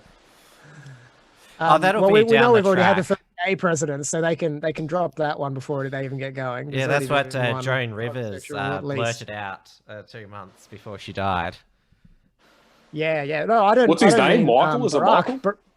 Barack is the second gay president. I'm pretty sure John F. Kennedy was the first. But I haven't heard that before. Oh yeah, JFK definitely had a boyfriend. I haven't Definitely. heard that. Yeah, look it up. Was his boyfriend the bullet? No, but he did give head. That's sick. Thanks again for the super chat, Senator Slayer. As I said, we didn't see you. No, I tried to write Tim is not gay, but it just came out with gay. Yeah, that's what I was trying. Sorry, but we didn't see the Daniel Andrews account this week giving super chats. Dude, it's not me, man. I get calls every time the Unshackled's on. I get a phone call. Is this you? Are you this fake account? I'm like, dude, I don't have that much money. I'm not that rich, yeah. Like, it smells like your style, though. Yeah, well, my style is like childlike. It's like could be any 16-year-old. Like, yeah, just a troll. Like they're all the same. It was a cashed up 16-year-old last week. It was giving out all those super chats on there. Uncuckables, which we were very grateful for. What was he saying? Because I'm trying to figure out, because it's not me, obviously. I'm trying to figure out what this person was saying that made you think it was me. Well, was he talking about poo jokes or? Oh, we talked about that he'd spy on Maddie when he was in the shower. That was a bit creepy. Nah, see, I wouldn't say that shit. No. I'm not the only troll on the internet, guys. Come on, man. Like, there's a lot of other trolls. Neil's a troll with standards, all right, guys? Yeah, I have standards, man. Thanks, James. There's a lot of different imposter accounts in the live chat tonight. You've seen them, haven't you? I've seen a lot about our old friend. I don't know why everyone's going off at her. There's 2 fake imposter accounts of her. I don't know. It's just drama. Too much drama, man. Like, absolutely. You know, just broke up with a dude. Just get over it. Like, move on. It's politics. Well, we saw Tommy Lauren. She had a bit of a meltdown after her engagement. She's pro-abortion. Was she's off. a scumbag. I can't stand her. Oh, she's gorgeous, but she's a scumbag. Yeah. But she basically projected her relationship failures onto all men and said, it's not our fault because all my friends are beautiful and successful. Yeah, I'm looking at like this argument. Maybe that's going to become maybe successful in the career sense is going to become a less and less attractive quality in women to men. You know, maybe it ought to become less attractive. Yeah, because no eggs, yeah. Yeah, I don't know. Like, I think she's always been a bit of a thought, but like, I'm pretty like supportive of equality between men and women in the sense that there's assholes on the women's side and there's assholes on the male side. So if guys can actually like learn that some chicks are just assholes, man, and you'll figure it out like eventually, I think. And I think she's one of those assholes. But you'd say the same thing if some right-wing guy said, oh, it's all women that are the problem that I can't find a wife. Well, I come up against a lot of these sort of these guys who are borderline pickup artists or MGTOW, you know, they're one or the other. I can't quite figure it out, but they're basically, you know, one the other day wrote this outrageous post that said there is absolutely no benefit. There is zero benefit to a man getting married. It's just the most ridiculous thing I've seen in quite a while. But there are guys out there who genuinely fear and despise women probably because their mums abused them, and that's tragic. But it's you know, you've always got to be careful projecting your own trauma onto the world because you know, there are benefits to being married if you find a woman worthy of it. Yeah, there's truth in that. Like if you have a mother that's very overbearing and kind of wears the pants, I think they create the chauvinist, if you know what I mean. Like I think I've seen that in my life. Yeah, if the woman's very the other way overbearing, too, you know, like when the dad's not there, which is all too common. Like you know, dads being passive or absent during their daughters' upbringings is how they become sluts, and it's how they become feminists. And you know, like the traditional family, the traditional Christian family is the answer to these problems. But they want to demonize that now and destroy that, you know, because it helps progress. Yeah, I saw Milo. He mocked Tommy's video quite what's the word, quite I wouldn't say viciously, but quite aggressively. But Daisy Cousins, she also did a takedown of Tommy's video. Well, she did it through a satire through her SJW alter ego Imogen, praising Tommy for overcoming her self-hate and internalized misogyny to become a feminist, and maybe she can be forgiven. Sorry, can you guys just get me up on to speed? Like, what did Tommy Robinson come out and say? Tommy Lauren. No, Tommy Lauren. Yeah. Oh, fuck. Yeah, no, Tommy Lauren got the other grifter. The other grifter. Yes, the other grifter. She got dumped by her man, and her man got with some chick who has no ambition, apparently. She's not successful or driven like her. And she just wants to have a family, you know. She's a salty chick at the moment. Speaking of thoughts, there was an interesting Instagram post from Michaela Peterson today where she was sort of confessing the history of her sexual relations with a demon possessed Slav who is a Stalin supporter and has become the hero of the Peterson family. And basically she credited him for saving her dad's life, and he's the father of her child. He knocked her up after 8 months together, and then she left him to go and start shagging that pimp guy. Is this Peterson's daughter? Yeah. So we're meant to take advice. Like, I like Peterson. I like some of the things he says, but we're meant to take advice from this guy who failed. Total failure. He's got coronavirus now. He contracted it at that Serbian rehab facility. And he's also got... I think he's got coronavirus like Tom Hanks had coronavirus. He's got pneumonia as well, so it's not looking good for him. And he's got a drug addiction too. Yeah, he's still he's a sad, broken man. Mm. No, but I think he did say a lot of good things. But yeah, but anyone can say he needs to clean his room. That's what he needs to do. But anyone can say a whole bunch of like good things. Well, that's the genius of a good liar, though, isn't it? Like you say a lot of good things, and then you put in the important lie. And that's why the other thing too is that people who have sold their souls to Satan, I think there's a clause in that contract, on the spiritual level that you kind of have to play Satan's game, which is hiding in plain sight. You have to admit what you are and what you do. Michaela Peterson literally wrote today that the father of her child believes that he's possessed by a demon named Igor, and she doesn't think he's joking. Igor. She said that today. Jordan Peterson was asked a question in one of his interviews. I'd never seen it, but it came up just the other day. And I haven't been like obsessing about Jordan Peterson for years now. But this interview came up from some time ago, and the interviewer it was when 12 Rules for Life came out. The interviewer turns to him and goes, "Jordan Peterson, 12 Rules for Life. Which one is the hardest for you to follow?" And he thinks about it for a second, and he goes, "Tell the truth, or at least don't lie."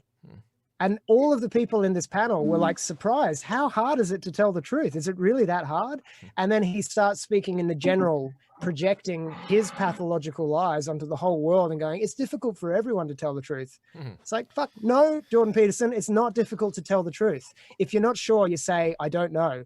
If you believe something, but it's not proven, you say, I believe, or it's possible. It's really easy to tell the truth. But Jordan Peterson is an admitted pathological liar, and he has been his whole life. And it's right there in his own biographical sections of his book. But people don't want to see it because they think he's their internet dad. And I was fooled for a long time, but that guy is... Yeah, but do you think he was a good pathway, though? Like he was like that stepping stone? I think... Do you think he done some good? I think God can use the most broken vessels to share his grace. And Jordan Peterson led me back to my faith in Christ, which is weird because I'm one of the very vocal anti-Jordan Peterson guys now, because I've looked very, very closely and examined his work and all the critiques and all the arguments for and against, and I've reached my conclusions. But so I don't think that bad people can be used for good by the Lord does not justify the evil. It just shows us how amazing the Lord is. I never got into Peterson. It was just all pie in the sky stuff to me. It never resonated with me. He always reminded me of that scene from Billy Madison where they're doing that. Where he peed his pants? No. It's cool. It's cool. I wasn't thinking. Wasn't that a cameo from someone we know? I don't know. Yeah, I have seen that photo before next to someone. You're going. Sorry, man. Yeah, where they're doing the final challenge with his father's business associate to see who takes over the business. That intellectual challenge, and they're both given a topic each. And Adam Sandler's character Billy Madison makes this like pie in the sky speech where he makes. I'd love to see you reenact that, Tim, if you had a script in front of you one day. he makes it sound so inspiring, but it's just all empty words, and all the audience clap. But then the judge says, "What you said has no relevance to the topic at all. Everyone is dumber for hearing you said it. You get no points." What you're talking about, Tim, is the comparison there is it's spot on, because it's the difference between dialectic and rhetoric. And Jordan Peterson is extremely verbally intelligent. He's gifted verbally, and he always has been, and he's used it to wrap a whole lot of bullshit that he makes up on the spot, and then a whole lot of lies, things that are inversions of the truth. He wraps it up in the kind of rhetorical language that sounds amazing, sounds very convincing. It can be quite inspiring. And he'll always drop in, the positive kind of framing and message in there. He's a feel good guru, but he's an emperor. He's wearing the emperor's new clothes. He's absolutely naked, and he's got nothing of value to offer. And I pray that he will turn to Jesus Christ and admit his lies to himself and the world, because that would be an amazing redemption if that happened.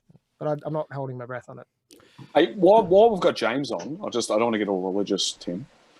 What did Jesus mean when he said, I know Tim's not very positive of this kind of stuff, but what did Jesus mean when he said, we'll make him convert one day. Sell your coats and buy swords? What do you interpret that as?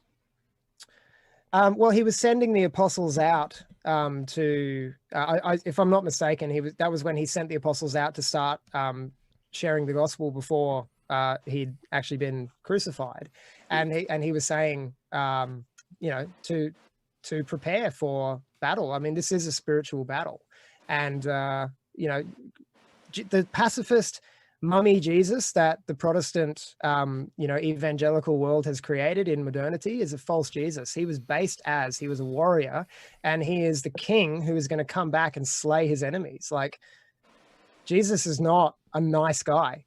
He is a loving and all-powerful God for his people, but he's going to destroy his enemies. So, No, cheers. Also, I'll get this one out of you too. The sentence, what is it? Hate the sin, love the sinner. Is that in the Bible, or is that just made up? I'm pretty sure that's just again another modern Christian slogan. It's like, what would Jesus do? It's just a mnemonic that people use to kind of remember to think about pacifist mummy Jesus instead of based table flipping anti-Pharisee Jesus, which is what he really was. Yeah. No, we have got another super chat here on entropy. This one is not a reference to somebody to people who get regularly referenced in the chats and who are connected in some ways to this show. This is from Insane Hermit for $5 Australian. Guys, do you think the Jaybirds want to destroy the West with lockdowns right now? Yes. Yeah, I suspect, I think one of the most likely options of what this is all about in a nutshell is that this is a controlled demolition of the American empire and its financial system, which is going to collapse anyway because it was always built on sand. And because the end is nigh for the US dollar and the global financial system, the masterminds of that system have to transplant themselves to a new empire. And that empire is China, which is going to survive. China is going to weather this global storm better than anyone, I suspect. And China is going to come out on top. And of course, the people who've set fire to the American empire are going to want to go and live there and you know, become the loyal servants and allies and best friends of China next. So, you know, I think that's quite likely, quite likely. Going back to the US presidential election for a moment, you do know that there's more than two options on the voting ballot. One of the third party options is the Libertarian presidential candidate, Jo Jorgensen, though she had to cancel a rally in Colorado because she got bit by a bat. What the fuck? Is this just random shit that the Matrix is breaking or something? Yeah, no, it's just libertarians are always random. Libertarians are the random party, always. There for pure entertainment purposes. She was absolutely, you know, filleting Biden for selecting Kamala Harris. I saw it in a tweet recently, you know, like, we need a woman in the White House. Like, fucking libertarians trying to get the White House. What a joke. If Kamala Harris does become the first female president, she'll only be the first black female president. So there still won't be that milestone of having a white female in the White House. Well, a brownish combination of black and brown. I don't think there's going to be a white female president in the White House. But what do you think of the point that I made? There still need to be a white woman. There'll still need to be that milestone to come. No, that's a white supremacist narrative, Tim. There doesn't need to be white anything anymore, according to the people in control of the narrative. You know, they are going to normalize banning white people from public office in the future. Talking about white women, I think Hillary Clinton could still swoop. But like talking about white people, that's better not. It's so bad for you. Don't Hillary's give up on domination that easily. Did you see that there was a front runner for the VP pick, Hillary Doloroys? She had a big black afro. Oh, yeah. Are you talking about old mate from like 5 years ago? Yes. Yeah. This type of person gets around. They guarded Jeffrey Epstein's cell as well, you know, in a different dude. That was the Queen, bro. I swear that was the royal family. Is Ghislaine Maxwell dead yet? Because I saw that she's been taken off suicide watch, so I'm counting down. No, she's moved around from cell to cell in what is it? It's not the same facility that Epstein was at. That was in Manhattan. She's in the Metropolitan Detention Center in Brooklyn. And yeah, they're moving her from cell to cell to stop or not assassins, but the Suicide Squad.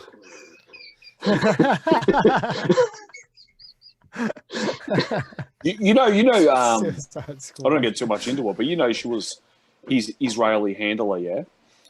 Well, her father, Robert Maxwell, who owned the Mirror newspapers, he was a Mossad spy in the UK. Because apparently it was all like a ploy from Israel to get powerful people to do what they want.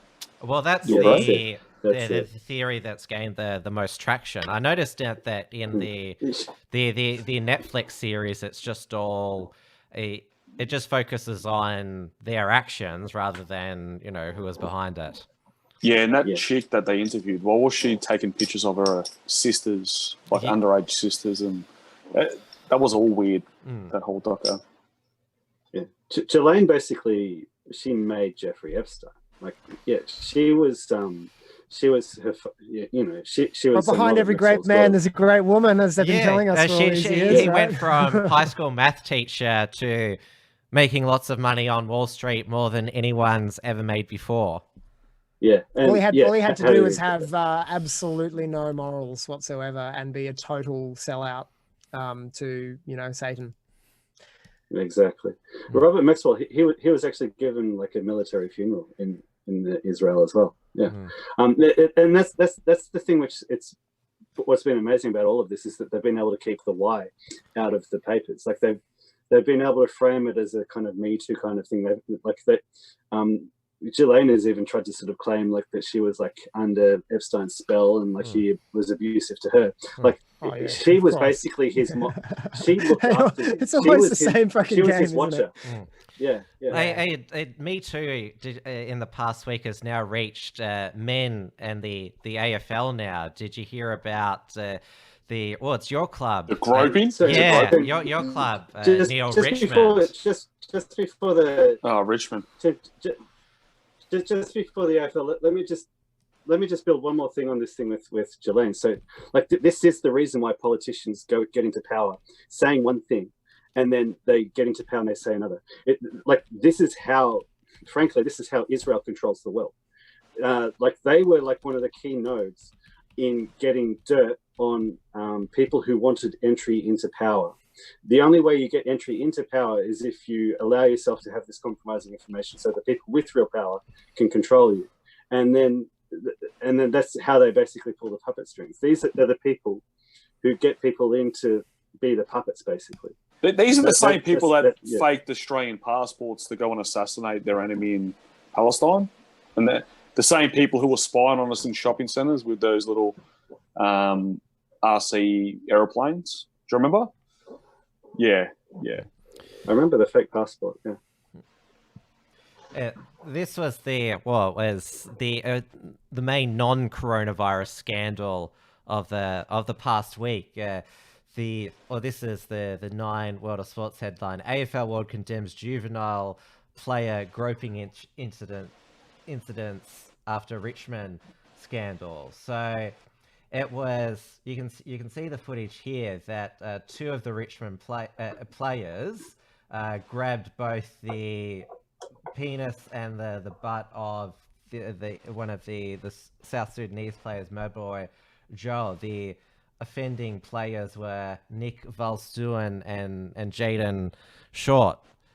Football players have been groping each other's dicks forever. Yes, but this was it also had a racial element to it because he's black. It was a racially aggravated sexual assault. Of course it was. Did they say to him, "Don't blush, baby"?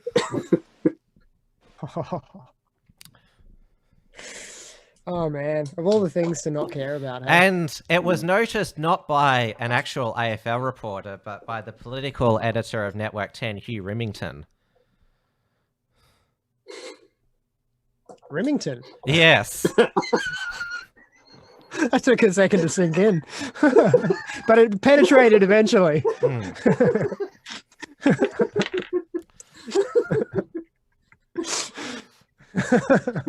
Well, this is, speaking of juvenile, I have so much fun with you guys on the Uncuckables. It's a good bit.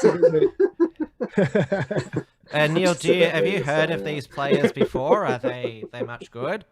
To be honest, I haven't followed AFL in a long time, man. I barrack for them, but yeah, haven't followed it. It's totally a waste of time, I think. Well, they started the AFL season, the relaunch of the 2021 by taking the knee. Yeah. But that's the sport. Man. That's the sport, Tim. And who wants to talk about the sport or the game? Let's talk about the locker room tomfoolery. Yeah, locker room banter. There's not just locker room talk now. There's locker room banter now. And gropage. No, it's nothing new. It's just they're always, I swear they pay these Jussie Smollett and Bubba, what's his name? Bubba Wallace.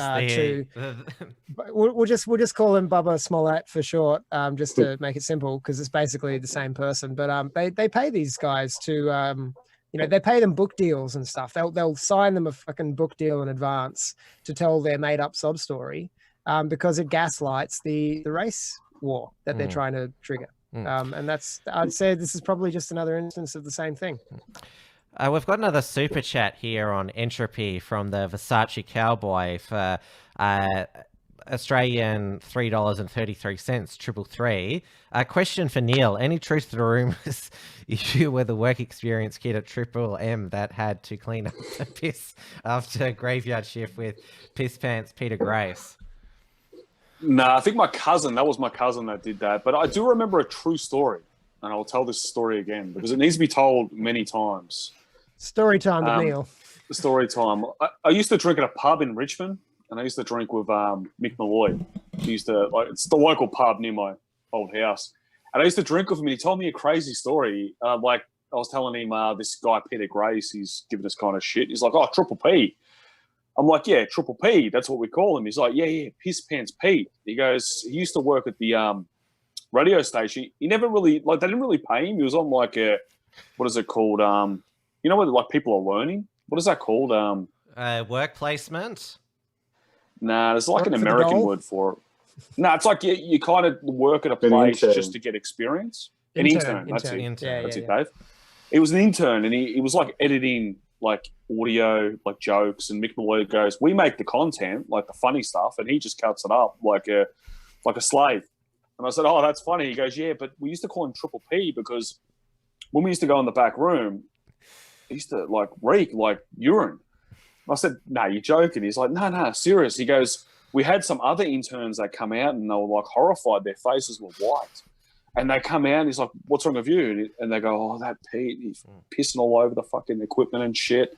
And then one day there was nearly a fire or something because his urine just soaked the whole mix board. And the place started to burn. Like I think the fuses started to get really hot. And there was a big fire. The fire brigade come. And they checked the place out and they said, 'You got someone who's pissing on all the fucking equipment out there?' And they said, 'Oh, yeah, Triple P.' They said, that's what it was. So he said, we used to just call him Triple P, weirdo. And then eventually he got sacked because he forced someone to commit suicide. I don't know if I should say that. But anyway, he had to leave, and then he worked for some community radio station where they didn't pay him. I don't know. But anyway, great success. I know that he got fired from Triple M. They replaced him with Paul Murray. That seems like an excellent decision because, well, Paul Murray's the biggest media star in Australia at the moment. He's the face of Sky News. He eventually got poached from Triple M to go to 2UE and then to Sky News. Yeah, man. Like, look at Mick Malloy. He's a superstar. Total, like, superstar. Australian comedian. Success. 100% success. Triple P? Not so much. I don't know what he's doing. What is he doing? Is he doing Channel 31 TV shows? That's what I heard. I heard he did a show with Andrew Nolch on Channel 31. They both produced a program together. I think Andrew Nolch was joking about something. You know, Andrew Nolch, the guy who drew the big doodle on he's in Eurydice jail Dixon's memorial. Currently. You were supposed to be they his were on excellent the same lawyer. station. They were co-workers. So I don't know what's going on there, but all I know is that Triple P, great success. Like, awesome.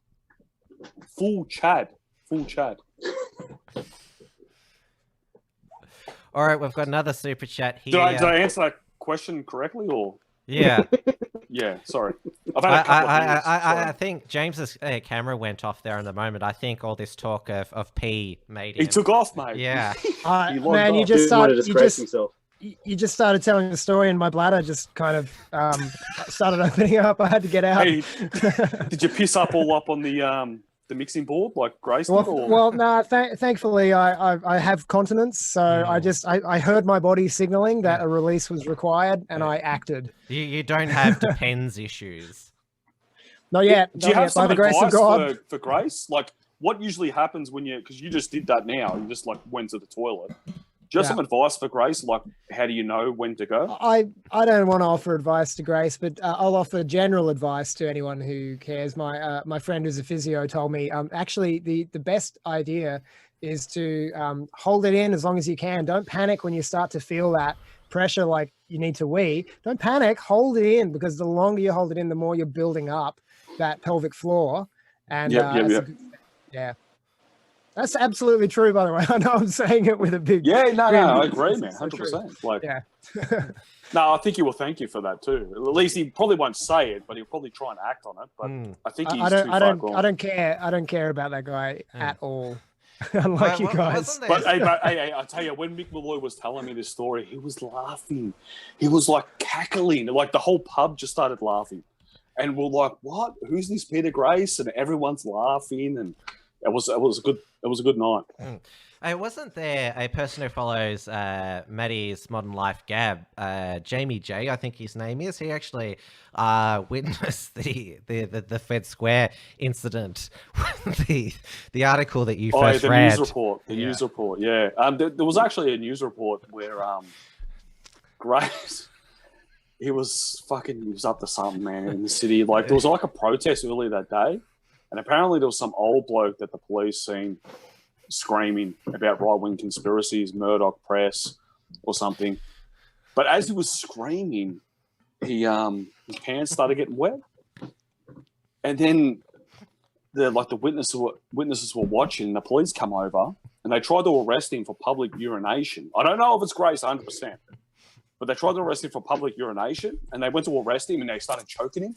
He's like, I can't breathe. And they grabbed him on the ground, and the witnesses in the background said, what are you arresting him for? He didn't expose himself. He just pissed in his pants. Like it was an accident. So they released him. That was written by, I think, Flash Gordon, or was it Flush Gordon? Flash Gordon. Yeah, Flash Gordon. Yeah, I know him.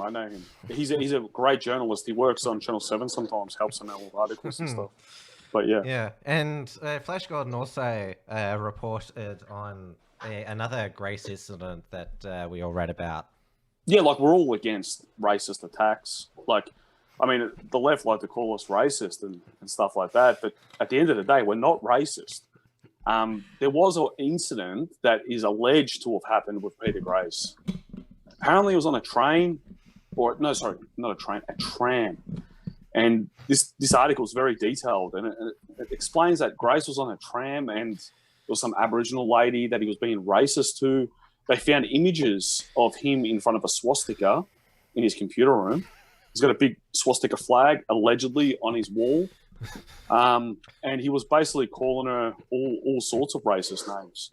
So hopefully Grace just, sorts himself out and stops pissing all over the audio equipment, and stops being racist to Aboriginal elders on the trams in Melbourne. Aren't there also allegations that he blackbirded Aboriginal musicians? You sent through that as a super chat one time.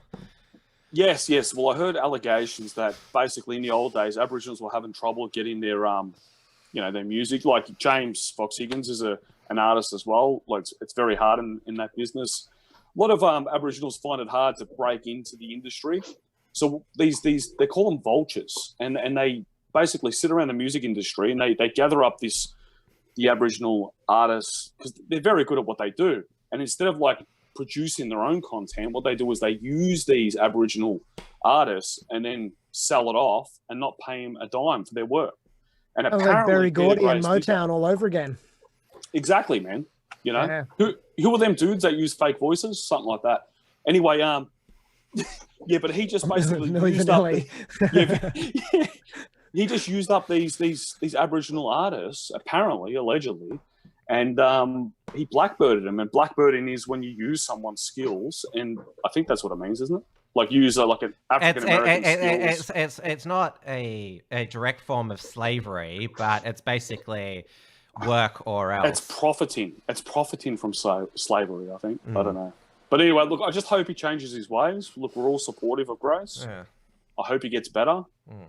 But, I don't know. Like, the guy's a mess. Like, the shit he's doing. I don't know. Grace wasn't on the agenda tonight, Tim. I'm just going to say that. It was not on the agenda. We're responding to the Versace Cowboys question here.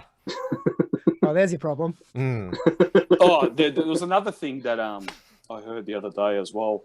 Apparently, there was, like, a business underneath where he lives, and and he used to go around and harass him and shit. Like he's one of those like Karens. He's like a male Karen, and he used to scream. I believe that. And one day he used to drink all their cappuccinos. Like he drank like 10 in a row.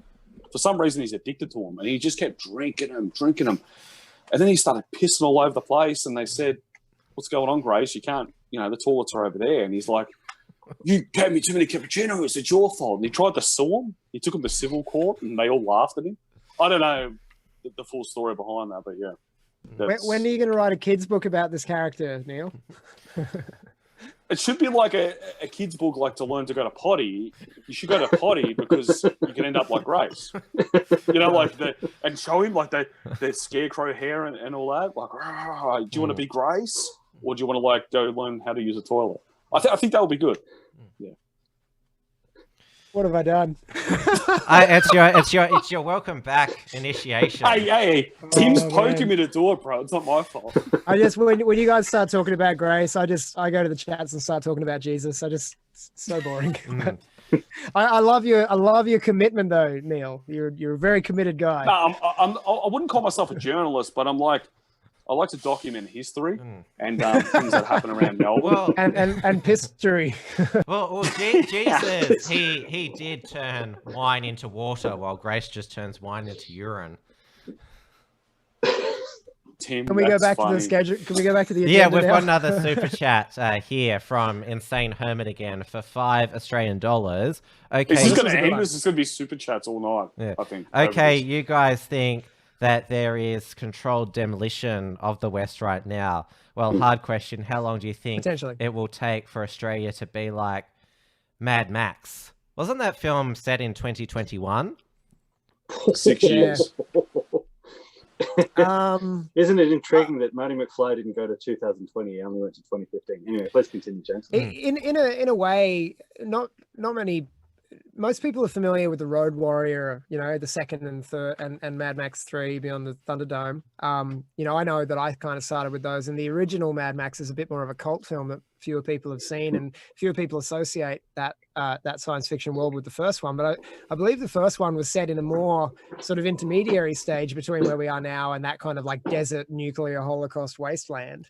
And in a way, I think we're kind of pretty close to the first Mad Max film already. We've got these kind of renegade thug cops going around, beating up on people, and we've got gangs roaming the streets of Melbourne and breaking into people's homes. Like how it just doesn't have the same visual aesthetic as Mad Max yet. But give it time. Another 10 years of economic decay and waves of virus and waves of third world immigrants, and we'll get there. What do you make? Because George Miller, the director, is still alive, but the producer of that film, Byron Kennedy, died in a helicopter crash in the 80s, and it could be that this film becomes true. And what are you getting at? Well, I'm talking about mysterious celebrity deaths, suicides, helicopter plane crashes. Well, I don't quite see the connection, so the connection might just be through the tinfoil. Mad Max 1 is my favorite of them. It's a very good film. It's yeah. Well, that's where you see the making of the man. Yeah, it's sad when his son dies. Yeah, pretty sad. Yeah, brutal. Well, as you said, Neil, we'll keep going if there's more super chats. If we're not, we might wrap up. Look, I'm an open book, man. I'll tell you stories I know. Like if there's a super chat related to one of my stories, it's fine. Like I don't care. You're not in stage 4 lockdown where you are. You're in stage 3, plus the muzzle as well. So, Tim, did you say urine? Yeah, I said urine. Unintentional. That was an accident. Yeah, well, Dave really grabbed it. Grabbed it. All right, where are we? Yeah, what stage? Tim, that was actually pretty quick. We're talking about lockdown. Yeah, stage 3. It was Dave that. Yes, what's stage 3 like compared to stage 4? Well, I'm out in Phillip Island at the moment. I spend half the time here and half in South Yarra. So out here, like, you know what I'm like. I'm a bit of a rebel, yeah. I'm not going to wear this mask. I'm going to start fights with people. But out in the country, I like the people out here, yeah. I don't want to fuck their day up, so I just wear it when I go to the shops. Like, they're just country folk. I just want to run a business. I'm a gentleman. But if I was in Melbourne, I would fucking not wear it at all. I'll just walk around. If the police come up to me, I'll just say no comment. Because why are people talking to the police when they're trying to investigate you for a crime? Because it's a crime. It's either a fine or a prison time. So if the police come up to you and say, where are you going? Why aren't you wearing a mask? You say, no comments. Yeah, wait till you get to court. It's the ones who are confessing that they're breaching the health orders who get the fine. There was one who was fined for not wearing a mask because he said he couldn't wear a mask because he had a pimple. Yeah, so you shouldn't say anything. Just say no comment. And then maybe, who knows? You probably had asthma as a teenager.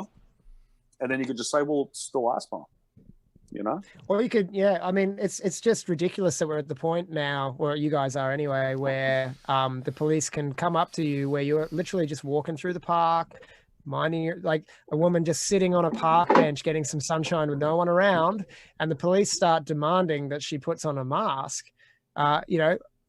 Is there no freedom in this country? Are we completely in possession? Are we owned by the state? They're talking about how crazy Melbourne is overseas. Like, there's like this actual state in Australia that you have to go home by 8 p.m. Yeah, Dan Bongino talked about it. He's that ex-Secret Service agent who's on Fox News. Katie Hopkins has been talking about Tim, it. Sorry. You know how I like to be factual, yeah? I don't want to cut you off. Remember I said earlier that the police grabbed Peter Grace by the throat and he said he couldn't breathe? Yeah. Wrong. False. He said, I can't pee. That's what happened. But anyway, go on. So we've become in the international city for all the wrong reasons. But as we're seeing what's happening with Auckland now, where we had Dieuwe on the beginning of the show, he's pretty certain that they'll go back to stage 4, have the muzzle. Melbourne is just the first, because the strategy of governments and the health profession is just whenever there's a significant spike that they don't feel that they're in control, shut it down. And with this second lockdown, the fact that we had that freedom during the first reopening, we went to the pub quite a number of times now, where that's been taken away from us Tim, again. you drank too much at the pub, I remember. Oh, did I? Correctly? Yes. Okay. I've never seen Tim drunk before. You got to see him drunk. It's hilarious. Oh, yeah. It would be fun. He starts trying to pick up all the chicks. Any success? I've never seen, but he does try. He does attempt. He's a player, Tim. The wild times hopefully will return soon. Yeah.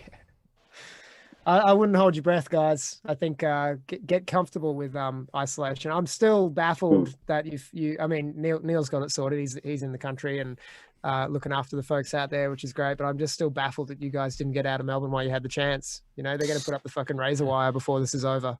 It's coming for the rest of the country, though. But it's coming for the rest of the world. Where I am is going to be kind of last on the list. So my sort of, I guess, hope is that we reach herd immunity here in Melbourne like they did in New York and Italy, basically through sheer government negligence, because Italy and New York, their coronavirus curve is now flat because it's done its maximum damage and they're reopening now. But just hear me out for a second, yeah? I'm not the most smartest guy in the world, yeah? I kind of know what's going on here and there. I wouldn't say I'm a genius. I wouldn't say I'm very intelligent, but it's common sense, yeah? So if you lock down a whole state, everyone's in their houses, they're locked up, all it takes is for one person to have COVID, and then it just starts all over again. Yeah, because... is that common sense? Like, you could lock us down for 6 months, we come out, and then some dude just gives it to some dude, and then It's what got is this nothing really? to. That's It's the point. nothing to do with the reality of the virus. Like if you had the God perspective, right, and you knew exactly what was going on with this bug and how many people had it and how quickly it was transferring, none of that information is available to any human being. And the way that we respond to it really comes down to how willing are these psychopaths in our governments to grab the levers of power and start yanking them against us. And in Victoria, you guys very, very willing, very willing to grab those levers. And in other states and regions and countries, you've got leaders who aren't so willing. And they're a bit smarter, I would say, because it's not going to go well for Melbourne. Well, the genomic sequencing of this second wave, it's all traced back to the outbreaks from the hotel quarantine, particular ridges on Swanson Street, which is, it started off as a small cluster and then obviously spread. So this is how easily, and we see I know you don't trust the official curve, but it's just gone way up. It's flattening now, but this is the thing. Western Australia, how long is that going to be coronavirus free? They're only coronavirus free because they've got the hard border closure. But what if Clive manages to bulldoze through it?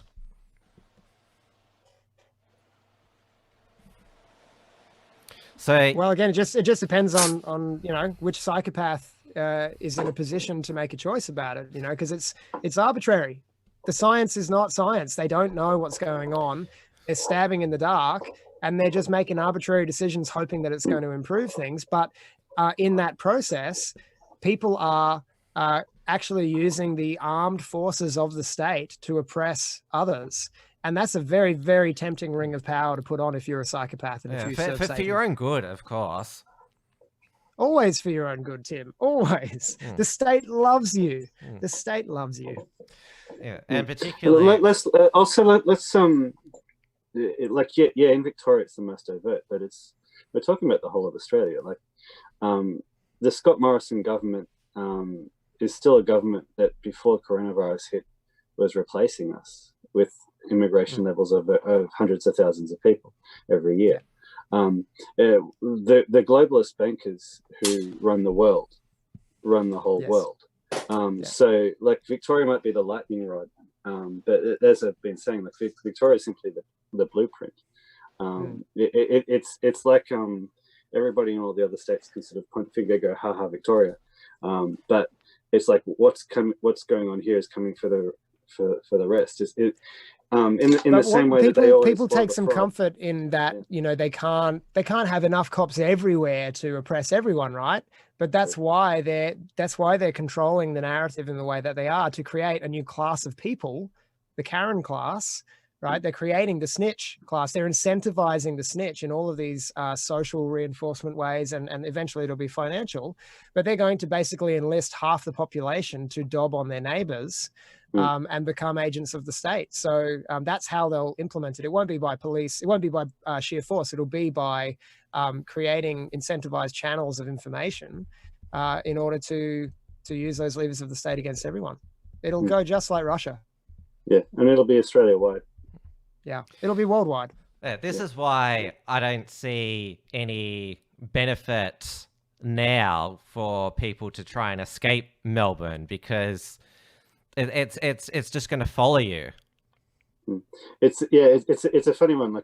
Adam Piggott. It's not going to be equally distributed ever. Yeah. Adam Piggott had actually been he'd been advising me to leave Melbourne for years and years and years. And he's like, every prediction that he's made is right, and he's right. Yes, it's hit Melbourne first. But yeah, there's just something about my reasoning. I'm like, okay, well, I want to stand and fight in Melbourne. I don't want to be a refugee. Fine, man. Yeah, fine. Stay and fight. It's totally fine for you to choose that. But I'll be praying for you guys, because it's a shitful place to be right now. If Daniel Andrews does survive after this lockdown is over, I wonder if he'll turn into what Andrew Cuomo's become now, where he's begging all the rich New Yorkers to come back and says, I'll cook, I'll buy you a drink. He sounds like Robert Mugabe asking for the wet thumbs. Yeah, so that might be the silver lining at the end. Daniel Andrews getting down on his hands and knees saying, please, please come back to Victoria. I'll make it, so good for you. What happens to nearly every single psychopath dictator? Nearly all of them. Very, very few of them died in their sleep. Yeah. Yeah. Well, we've got the first post coronavirus state and territory election coming up on August 22, the Northern Territory election campaign, where Labor Chief Minister Michael Gunner is campaigning on that with his border closures, he's kept COVID out. If the CRP were in charge, they would have let the floodgates open. The only reason the Northern Territory has kept the coronavirus out is because they had so many Aboriginals there. And everybody understood that they've got a lower immune system. We can't let people into Northern Territory. That's literally the only reason. Like, the Northern Territory has been able to stay safe. And Queensland goes to the polls on October 31st, and Anastasia Palaszczuk, she's reshut the border, and with the outbreak in Melbourne, she's basically been like, "Hey, told you so. I made the right decision by keeping the borders closed for as long as possible." How long do you reckon until, with this sort of level of suspicion and animosity between the states emerging, how long until you think Australia begins to break up? Like, how long until Queensland goes, "Fuck yous all, we're our own country now"? Well, they are different to Victorians. Like, it's a different breed of people down here. Yeah. Even the actual Anglos down here. Like, the Anglos are about as anti-Anglo as we're speciating. the rest of it. Yes.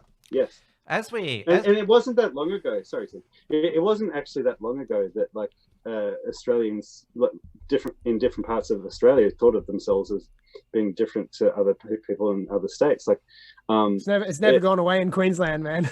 Yeah, absolutely. And even the soldiers in World War One, it was only a decade ago that Australia had federated. They still saw themselves as loyal to their own states.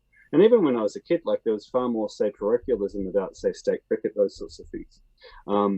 It can come back very quickly, and it's only very recent memory.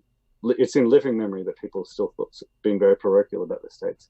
Yeah, and this is the thing, is we've been sold this egalitarian, globalist, kumbaya, we're all the same bullshit for so many years now that people are in this kind of state of denial and confusion. But what always happens when an empire begins to collapse and the systems that provide our comfort begin to fall away, and we begin to get uncomfortable, is we begin to get very, very worried and paranoid, and we seek security in a tight in-group. So we start to go, well, who is my tribe? Who is my tribe? And the natural inclination is to go along racial lines, because that's always how it's been up until the 20th century. But people, whether it's along tribal or state culture or, other lines or religious lines, people are going to get far more invested in their own in-group, far more suspicious and eventually hateful towards the out-group. And this is how you begin to see the mass social unrest emerge. And obviously America is way ahead of us in that, and it's already, I just can't believe that people are still saying no, I don't want another civil war to come to America. It's already started. It's happening. It's fucking the cities are on fire, and it's happening already. It's already a civil war, and it's a race war. It's already begun, but people are in denial about it, and it's going to grow. And the animosity towards Victorians, I mean, you just have to remember that each state and territory issues their own driver's license and registration.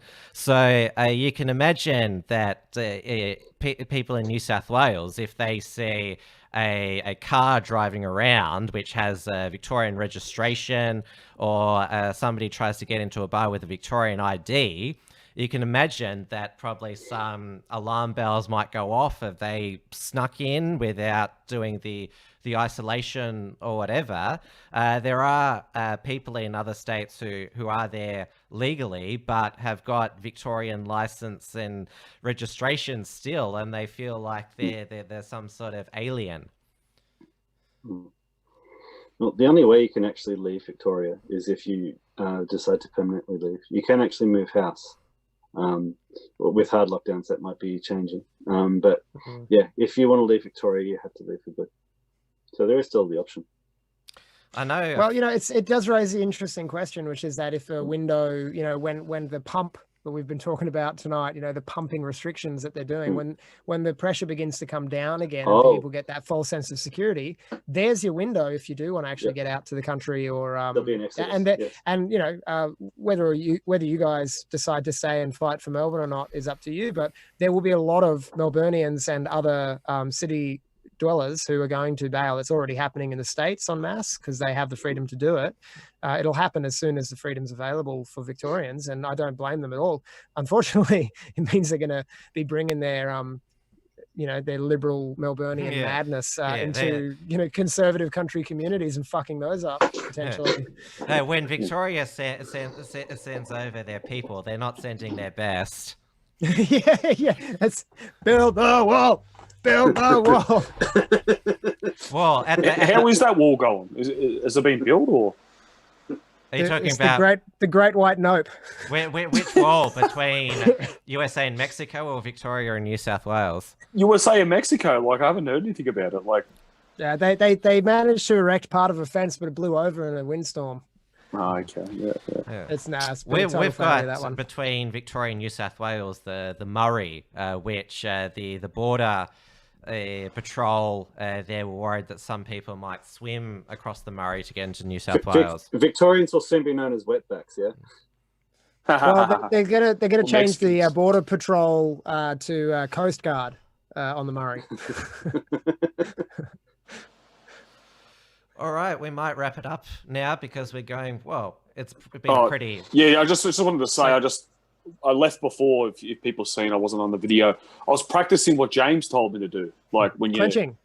Yeah, when you feel that like ding down there, you got to go to the toilet. You don't have to turn the camera off to do that. No, that's the opposite. When you feel the ding, you got to hold it. You got to hold it. Yeah. I think that's Grace's problem, though. He holds it. As you know, I watch a lot of Sky News, and they have the same ads on repeat. And there's this ad with this elderly couple talking about their investments, and they're telling people who are reaching retirement to invest in continents.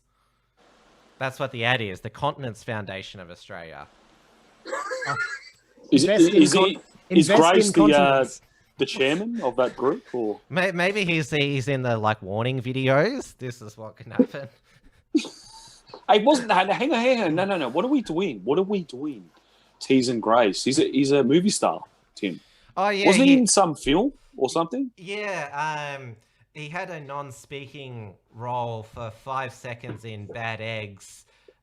He's in the background. He's covered in What was he called? smoke. The Pissing Man? The Pissing Man? Smoking Man. Oh, the Smoking Man. Yeah. And he was in there for what? Like a whole, 5 seconds? 5 seconds, didn't speak, and his appearance is obfuscated by the smoke. Maybe that's good that you can't see him properly. You know, some days I just get so depressed. Like, I think, why can't I be successful like Grace? Like, be a movie star and shit. You know, like, doesn't that upset you and shit? That you're not successful like Grace? Like, well, he doesn't have his own Wikipedia page. Neil, you have your own Wikipedia page. I do. And so does Blair. Yeah, but Grace was 5 seconds on a movie. What movie was it? Bad Eggs. Yeah. So he was an extra. Yeah. Is it true he was also in All the Rivers Run? No, he had a starring role in a Hollywood movie. What was it called? Beetlejuice. No, that was just I think it was based on him. Is it true he writes under a pseudonym called IP Freely as well, yeah? But the thing is, he's not even the most famous audio mixing Peter Grace. Because remember, Mel Gibson's movie Hacksaw Ridge, the sound mixer was an Australian called Peter Grace who won an Academy Award. Yes, that's what I had to ask you. Like, if Peter Grace was a great producer and editor, why wouldn't his mates like Mick Malloy and the great comics of Australia, why wouldn't they have just brought him along and said, hey, you're really good, I've worked with you before, you're really great at producing and editing, why don't you come help us out with our movies? Instead, they didn't do that. They hired someone else. Doesn't that tell you something? I don't know. if I worked with some dude who was like great at like, I don't know, making pasta, yeah, and then I had a party, and then I thought, oh, I want pasta for my party. Wouldn't I ask that guy because he's so good at making pasta to like make me pasta for the party? Instead, I'll like outsource it to some random guy. You know what I'm trying to say? You really go all the way, mate. Yeah. I just thought because the guy worked with him for so long and he was a great editor. Why wouldn't he like use him for the movie? I don't know. Well, you know why? You know why? He was probably jealous of Grace because Grace's producing skills would have outshone the stars of the movie. That's why. Yes. Well, I value all of your skills. I mean, the music that we use, not just for the Uncuckables, but Wilms Front and Trad Tasman Talk is all done by James. That's See, James excellent. has skill. That's called skill. He doesn't blackbird anyone. He just produces his own content. And he also... See, someone like Grace, he... I'm watching the slow replay of this, and he's hiding. But he's muted as well. Like, you produce your own music, James, man. You don't have to blackbird people and take theirs. I don't know. I think that's great, you know? And you've been featured on, Triple J, which I think Grace just has a SoundCloud account. Who has? You have. Me? Yeah, I've been on Triple J. I saw a Triple J profile of you on the website. I'm going to sue them. I'm going to fucking sue them. They do not have permission to play my music. Oh, I'm not sure they play my music on that degenerate fucking radio station. But they've got a profile of you. When you Google James Fox Higgins. No, that's unearthed. That's from years and years ago. That was like their indie platform to get, noticed. And I put some stuff up from my first album about 7 or 8 years ago. I've since deleted it because I don't want to have anything to do with the ABC. Hey, but James, have you edited a Channel 31 miniseries? What's Channel 31? Well, it's a great channel, man. Haven't you heard of it? Yes. What are you, a communist? It was so good that they took it off a TV and it's internet only now. Yeah, sorry, James. I'm sure you're great at what you do, but you haven't edited a Channel 31 series. It sounds like a community station, right? No. It's not community, man. That's where the art is created. Yeah. And don't forget, your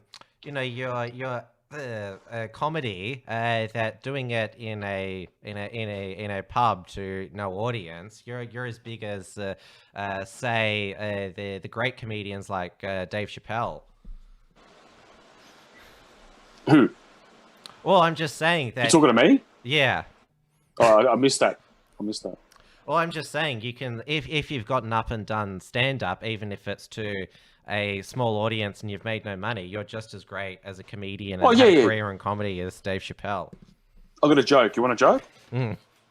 Oh, I drink so many cappuccinos. Oh, I drink so many cappuccinos. I wet the bed when I'm awake. Ha ha ha ha ha ha. Like, is that good? Have we gotten through the agenda, Tim? I might check out and do something a bit more pointful.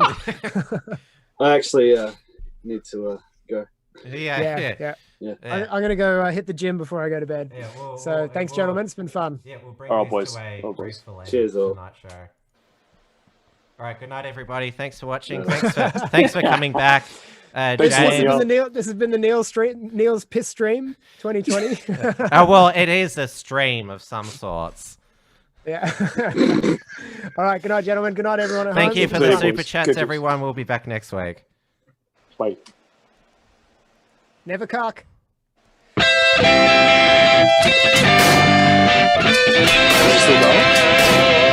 Uncuckables.